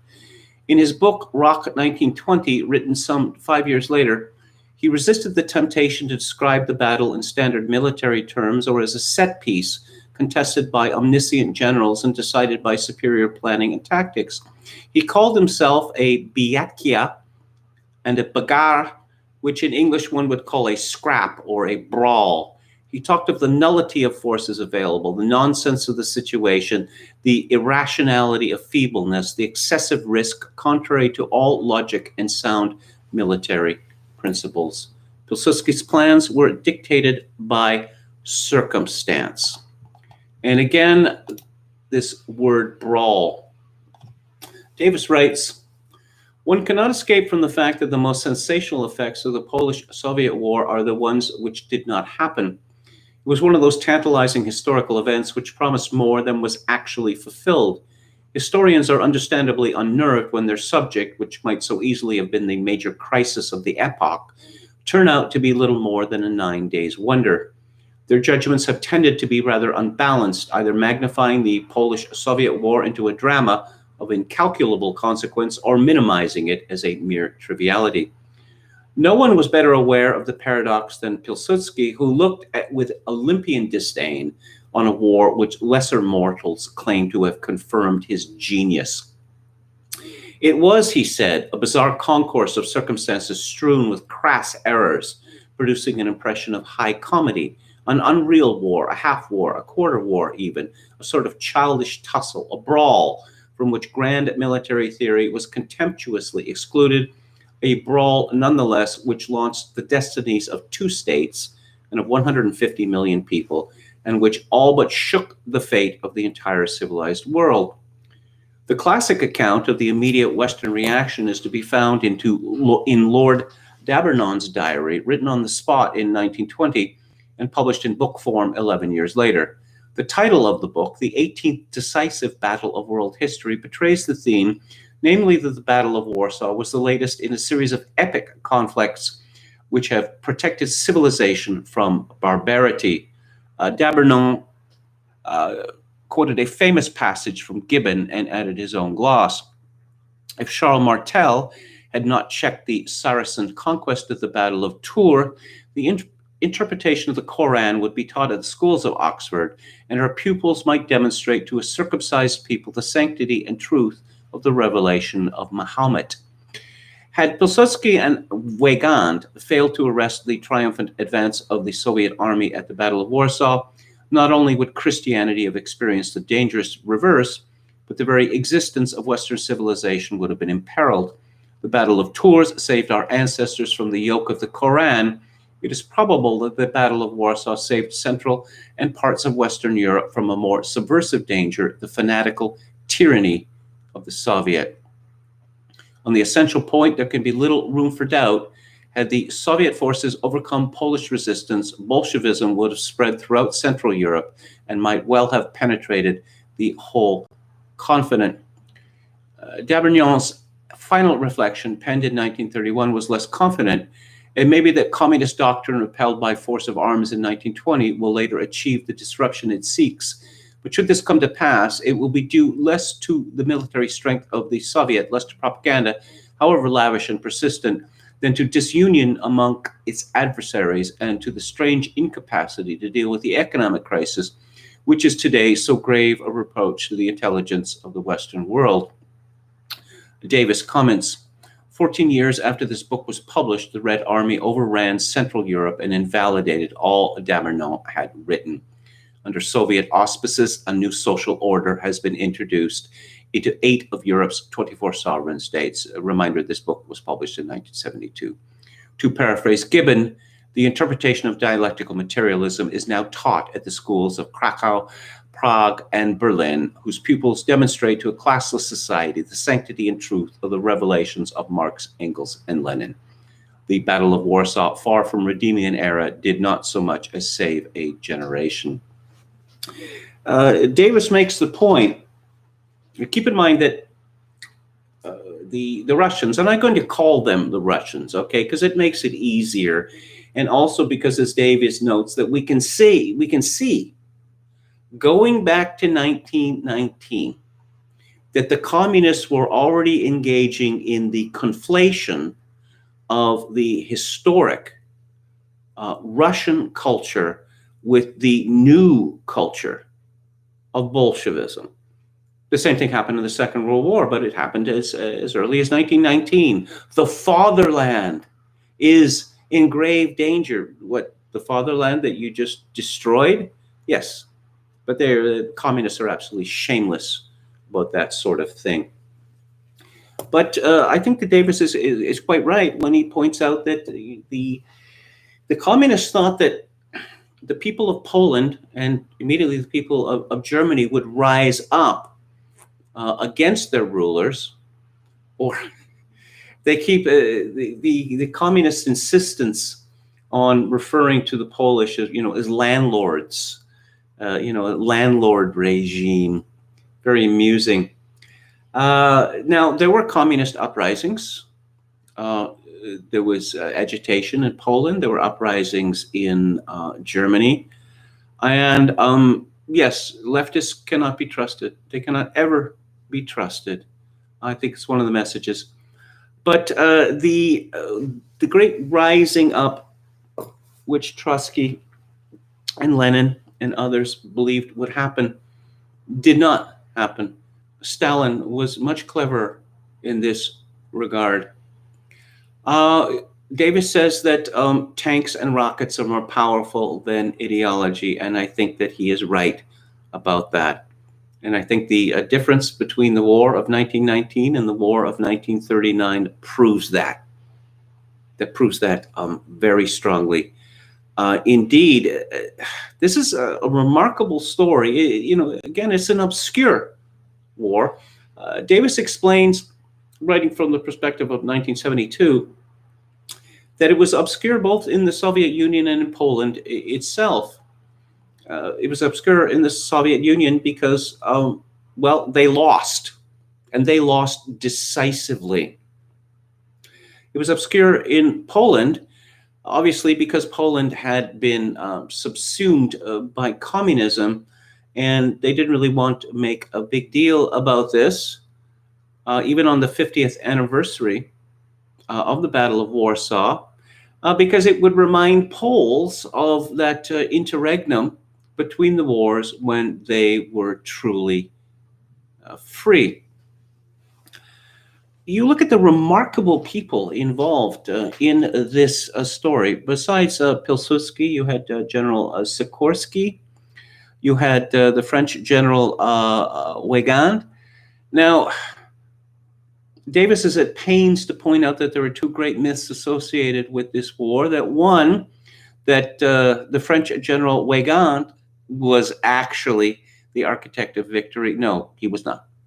He was sidelined pretty much throughout all of it. And the Polish officers made a point of demonstrating their contempt for him by speaking in Polish in his presence. And the French general did not know Polish. And the other great myth is the miracle of the Vistula, which I will get to shortly. Winston Churchill played a very prominent role in this, as did Lloyd George, the Prime Minister of Great Britain at the time. Lord Curzon was very much in the middle of this, and you look at the great military personalities like Marshal Tukhachevsky and the later Marshal Budyani, and a whole host of remarkable Cossacks. You have a man called Akil Ratti, who was the papal nuncio to Poland at the time, and he was the only diplomat who did not flee Warsaw when the Red Army was at the gates. And Akil Ratti later became Pope Pius XI.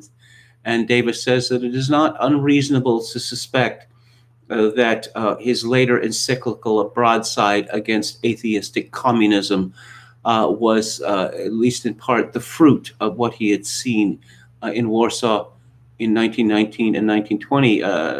Pope Pius XI was later, he was expelled from Poland because the Polish government thought that he was too even-handed with regard to, say, Polish relations with Germans and others. They didn't think him, they thought him insufficiently patriotic, but of course that was not his job as a papal nuncio. Charles de Gaulle was also there. And Davis points out that Charles de Gaulle, three of the men who became the leading military exponents, Basil Liddell Hart would be a non-military, he'd been in the army, but non-military exponent of mobilized armored warfare of what later be called the Blitzkrieg. De Gaulle was there, Sikorsky was there, Tukhachevsky was there. And in a great irony, Davis points out that the Panzer leader, Heinz Guderian, was the student of these men, and he applied their lessons to overrun first France and then Poland, and then finally, Russia, right up to the gates of Moscow. That one of the strange lessons taken from the Polish-Russian War of 1919 to 1920 was that the cavalry was still king. That infantrymen can take care of tanks. It hadn't occurred to them that tanks would get much, much better. But you had this late flowering of the worship of cavalry regiments. I've talked previously about sort of the romance of war, that war is no longer associated with romance. Before I get into General Adrien Carton de Viart, I wanted to mention the Kosciuszko Squadron, which was made up of American flyers who had served in the First World War and didn't want to go home. Now, Davis doesn't mention this in his book, but there was a very prominent American who was a member of this squadron. His name was Marion C. Cooper, and he is best known for directing the movie King Kong, that he later became John Ford's producer. And he had a very eminent career in Hollywood. He also became a brigadier general in the American Army. He was shot down by the Russians while serving with the Poles, and he served 9 months in a Russian prison camp. And he was later given by Pilsudski himself the highest military honor that Poland had to give. But talking about the romance of war, Davis writes, the role of the Allied military missions is full of contradictions. The British mission in Warsaw was highly embarrassed by the cabinet's refusal to send the supplies requested. It degenerated to a source of military intelligence on Russia for the War Office. Its chief, General Adrian Carton de Wiart, VC, and later CMG, Cross of St. Michael and George, or Call Me God, as they say, was a wasted asset. This indestructible warrior who had lost an eye in Somaliland in 1898 and a hand at Ypres, who had been shot through the lung in South Africa, through the skull and ankle on the Somme, through the hip at Passchendaele, and through the leg at Cambrai, possessed all the qualities best designed to appeal to the Polish officers among whom he was sent. He was wealthy, aristocratic, cosmopolitan, Catholic, heroic, and indefatigably foolhardy. He was one of the few men to enjoy the confidence of the reserved Pilsudski. He first came to Poland in February 1919 as the British member of the Allied mission to East Galicia. From then on, his life was a series of escapades. There was the occasion when he was involved with General Mannerheim, future president of Finland, in seconding a jeweler at the Myslivsky Club in Warsaw, and another soon after when he was compromised in a gun-running operation from Budapest using stolen wagon lease. In October 1919, he crashed his plane while flying over Lithuania, and in May 1920, crashed it again while trying to reach Kiev. At Malava in August 1920, he fell off a detachment of he fought off a detachment of rotting Cossacks from the running board of his observation train, having at one point in his enthusiasm fallen onto the track. According to the ethos of the day, he was more Polish than the Poles. After the war, he stayed in Poland as a private citizen, occupying himself with one-handed duck shooting on an estate in Polessy presented to him by his former aide-de-camp, Prince Charles Radziwill. Americans will know of the name Radziwill because Jacqueline Kennedy's sister married a member of that great family. You go to Wikipedia, is what has been described by the Daily Mail as perhaps the greatest Wikipedia entry ever. You can read more about the General de Wiart because his career did not end in Poland. It continued into the Second World War and beyond. But in those days, I just wanted to say before I move on from him, that I was reminded rereading this book this week, that of course, General Adrian Carton de Wiart was very much the model, him being one-armed and one-eyed and ferocious and fearless and foolhardy, for the one-armed, one-eyed, ferocious and foolhardy, fearless and foolhardy, the biffing brigadier Ben Ritchie Hook of Evelyn Waugh's Sword of Honor trilogy, which I highly recommend. I should explain I suppose the cleavage in the major cleavage in the New Poland, the Renaissance Poland from 1919 onwards. That Pilsudski was a federalist. Poland had significant minorities of Germans, Hungarians, Jews, Ukrainians, and others. Pilsudski believed in a federated system. He actually wanted to revive the old Polish-Lithuanian empire, of running from the Baltic to the Black Sea with a series of alliances with Lithuania, Ukraine, Romania. That was not to be. His main opposition, the nationalists, led by Roman Dmowski, they wanted Poland to be for the Poles. Pilsudski's view was that if you, regardless of whether you were a German, Hungarian, Jewish, Ukrainian, that so long as you put Poland first, then you were a Pole. Dmowski had a very different view. There was a similar cleavage over religion as well, because Pilsudski was under pressure to move for the conversion of Uniate or Greek Catholics in the region to Roman Catholicism, and Pilsudski wasn't having anything of it.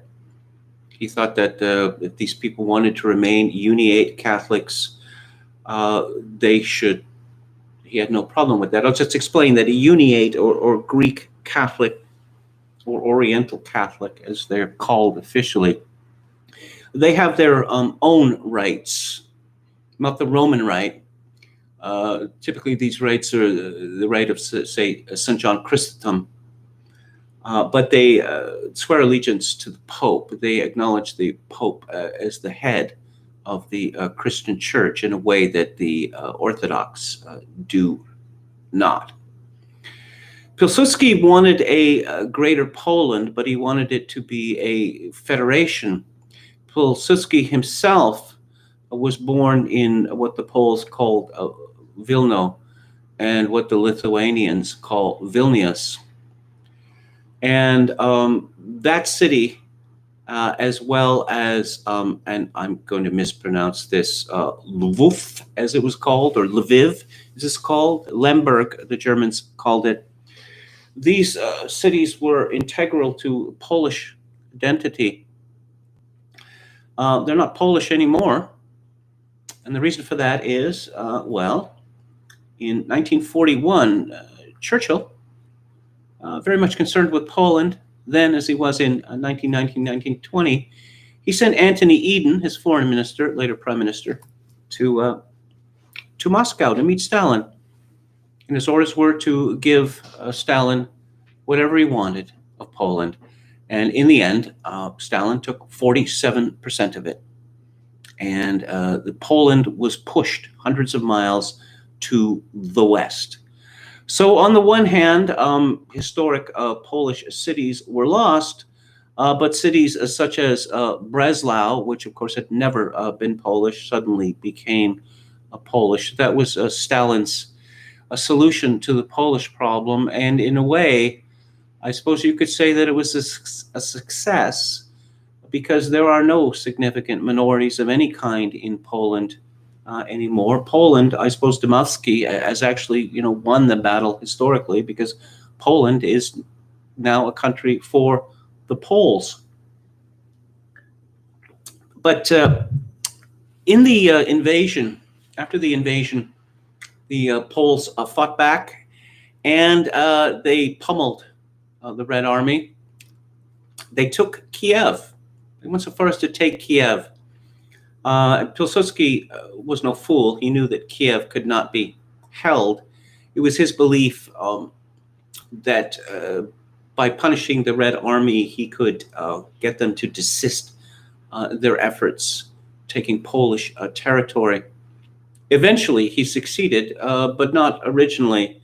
As one soldier quoted in Davis's book said, "We ran all the way to Kiev, and we ran all the way back." Irredentism is a funny thing. Kiev, not a Polish city, right? Well, the Poles had it at one time. The Polish-Lithuanian Commonwealth, which you can look up, was an enormous empire. I once worked with a Polish woman at the University of BC, and her husband there was he was a Polish professor.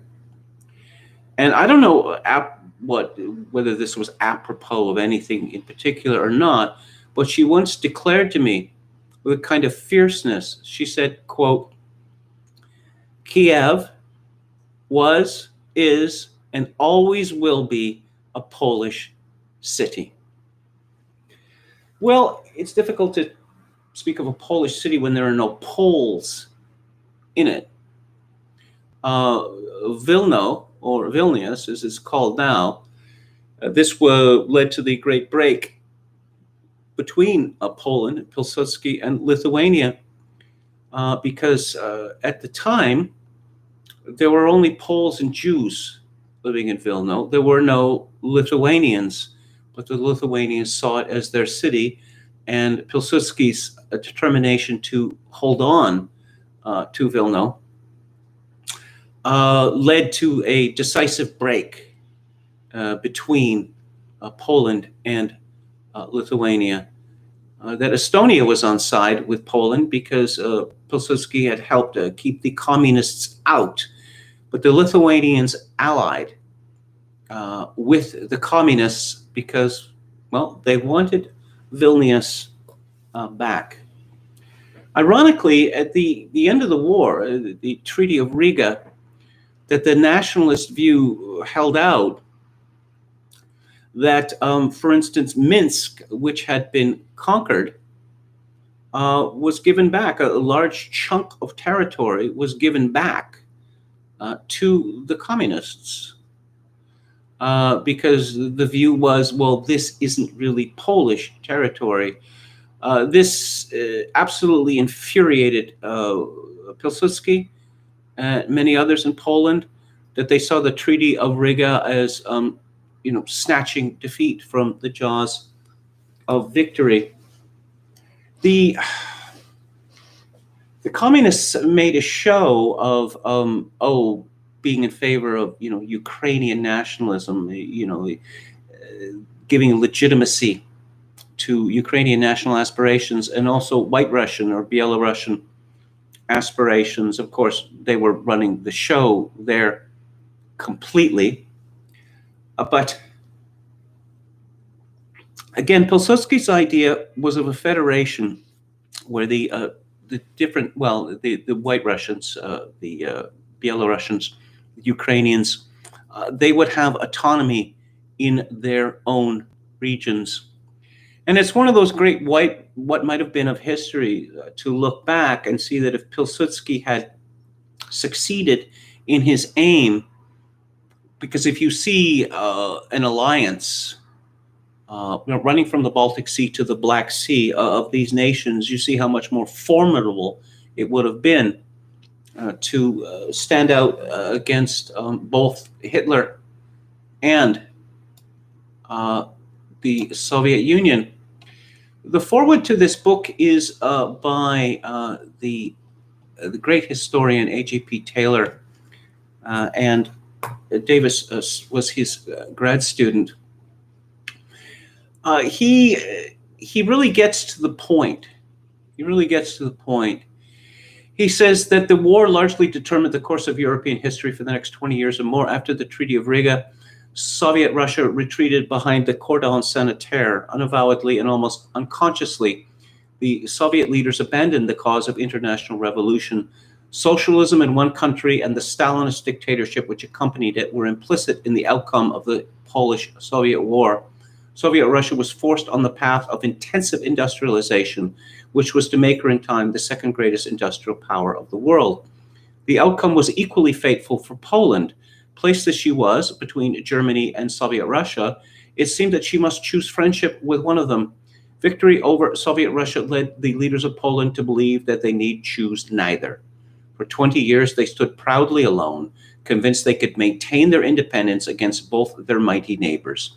In 1939, the Poles were still confident that they could defeat Germany without Soviet aid, just as they had defeated Soviet Russia without the aid of either Germany or the Entente. Their confidence brought disaster for Poland. What is more, the conquest of Poland opened the way for Germany into Russia. Hitler was lured into a war which brought destruction for both himself and Germany. Ironically, the Soviet defeat before Warsaw in 1920 ultimately led the Soviet armies to Berlin and Vienna in 1945. This is a point that Davis makes very strongly in the book, that the defeat, the communist defeat in 1920 was a blessing in disguise, because hiding behind their cordon sanitaire, instead of wasting their resources on an endless war, across the marshes of the borderlands or deep into the heart of Europe, and there's little doubt that any of the dissension between the Entente powers would have dissolved with an eruption of Red Army into Germany. But instead of wasting the resources and manpower on that, they devoted themselves to rapid industrialization, which came at a great human cost, of course. It's one of the great crimes of history.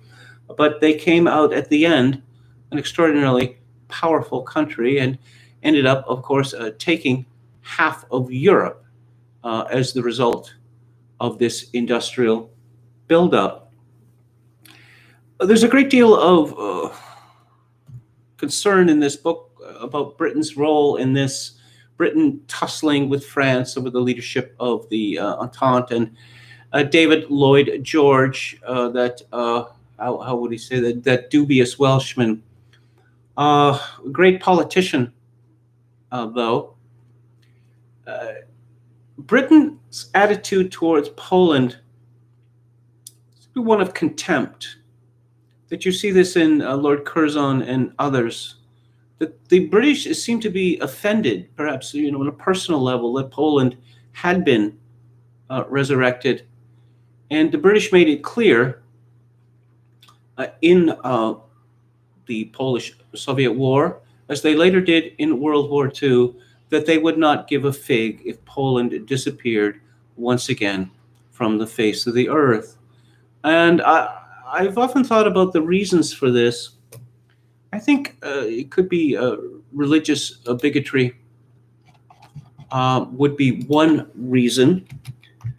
That the British have their black legend about Spain, but I suppose there's a sort of smaller legend, a black legend about Poland. Also, ethnic animus. Later, a fellow called Lewis, or Sir Lewis Namier, became very important in British diplomacy. He was a Polish Jew himself, and after his translation to England, he seemed to devote a large part of his life to harrying or even to the destruction of Poland. Davis quotes a great deal from the Jewish writer Isaac Babel, who served in the cavalry, and excellent stuff. Of course, Babel, like Tukhachevsky, was murdered by Stalin because Stalin just liked murdering people. But there's a temptation. I was talking about the romance of war. I think that war is romantic, but it is also, let's not forget, how bloody and disgusting it is. And of course, this war was no different than any others. But I want to talk about the miracle of the Vistula, this site called Justice for Poland. And there is a claim that this was truly a miracle. There's a famous painting by Jerzy Kozak called Miracle on the Vistula. I'll just read from this website.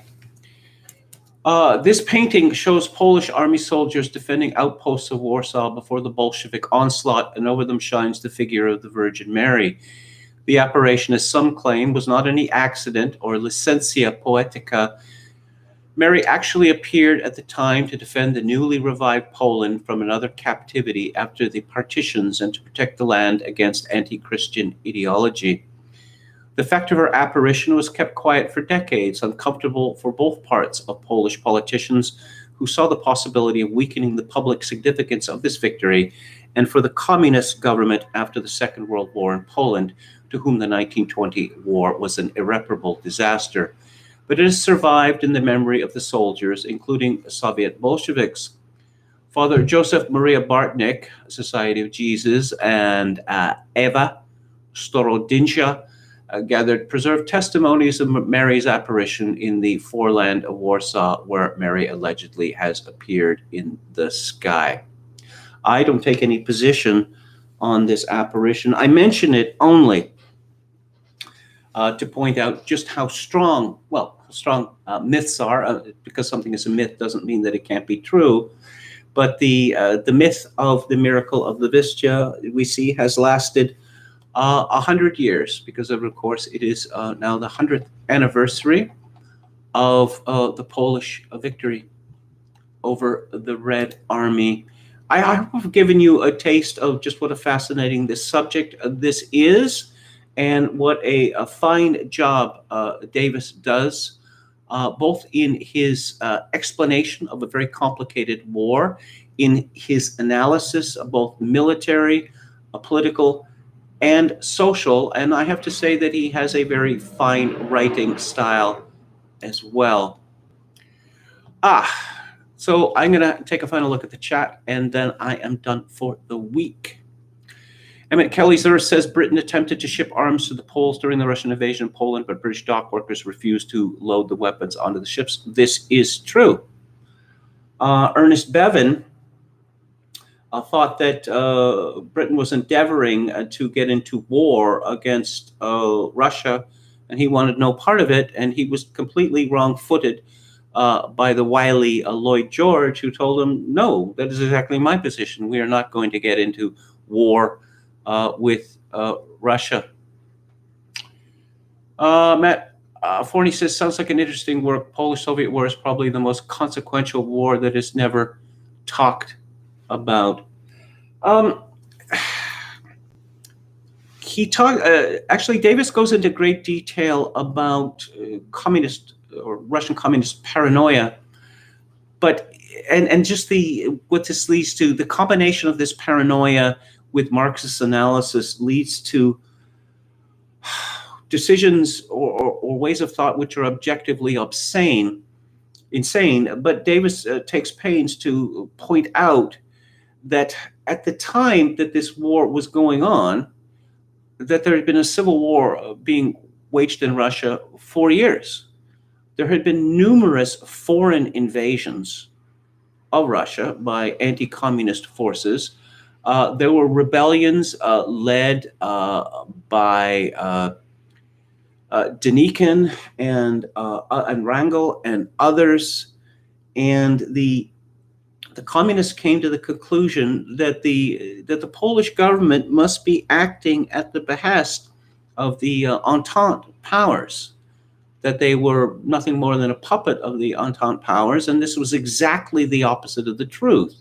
This is a crazy sort of communist judgment, the same sort of crazy sort of communist judgment that Joseph Stalin, for all his cleverness, was making right up to June 1941. But it's just essential to understand the history of the communist state before one can pass judgment on their ways of thinking and on their decision making. Okay, Jonathan Paul says Stalin did not like anybody. No, he did not. And actually, Davis is quite astute, writing as far back as 1972, that how quickly that Stalin had decided, and we're looking at 1920 here, that when he got his way, all of this internationalism and Jewish influence and all the rest of this would all be cast away, and these people would be dealt with. Matt Forney says Poznan in Western Poland, though not part of the Russian German territories, is the only Polish city with an active Antifa presence. Well, I'm glad to hear it. Again, from Matt, an interesting thing about modern Poland, Poles from Lviv and the Soviet annexed territories were resettled in Western Poland in the parts that they took from Germany post-World War II. Yeah, I don't want to go on about Poland in World War II, because then I'm going to get really angry. That, of course, the reason that World War II started, or that is to say Britain's involvement in it, was that of a exceedingly foolish, disastrously foolish guarantee to Poland given by Neville Chamberlain in 1938, which was backstopped by France. And of course, Britain was never in any position to defend Poland from invasion from either Germany or the Soviet Union. And this guarantee roped Britain into World War II with absolutely disastrous consequences. But of course, I mentioned Anthony Eden promising Stalin whatever he wanted of Poland. And when the Poles made their desperate pleas to the British and to the Americans, of course, Franklin Roosevelt had been talking up Poland during the 1944 election because at that time, Polish-American vote was very important in many American cities. And then he stabbed them in the back, and Britain stabbed them in the back. And what was the why was World War II fought? Why was Britain in World War II? Because of Poland. Because of Poland, pure and simple. Now we're told that it was something about fighting fascists or something. No, it wasn't. Anyway, thanks to all of the commentators.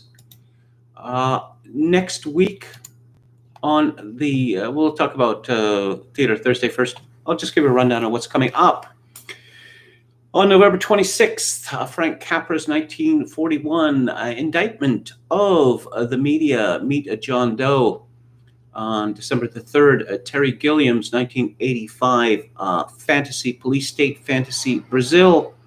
On December 10th, from 1986, Michael Mann's Manhunter, which features Brian Cox as Hannibal Lecter, much superior to Tony, that Welshman's version. December 17th, I guess December 17th leading to New Year's Day, I'm going to be looking at movies that are associated with the Christmas season, New Year's. And on December 17th, Eric Romer's film from 1969, Ma Nuit chez Maud, or My Night at Maud's, which takes place during the Christmas season. And on the book club, next week, a book about demography being destiny, The Blackening of Europe 1 by Claire Ellis. December the 4th, a work of philosophy, Tragic Sense of Life by Miguel de Unamuno. December the 11th, 3 books, a trilogy by one of the most fascinating and hilarious writers of the 20th century, Louis Ferdinand Céline, his World War II trilogy of Castle to Castle, North and Rigadoon. Céline was an inveterate jokester who didn't know when to stop joking, which led to his ruin.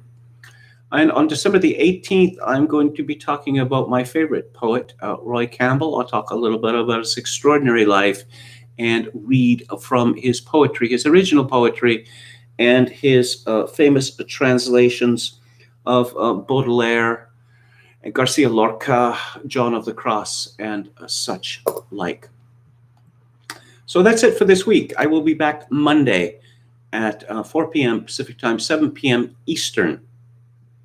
If you like the show or any part of it, I'd appreciate it if you would click on the like button and subscribe to my YouTube channel if you have not done so already. If you would like to donate to this stream, and I could really use the money right now because it looks like, well, I don't know. I mean, things are really uncertain here with my living situation. But in any event, if you'd like to donate, my PayPal account is kevin_grace@hotmail.com. Once again, kevin_grace@hotmail.com. If you're Canadian, you can send me money donation directly via Interac at kevingrace@shaw.ca. And I shall leave you with this, my traditional benediction, that in these days of social atomization and civilizational collapse, I do dearly wish that you, my dear listeners and viewers, manage to find a genuine human connection in order to ease the burden. Good night.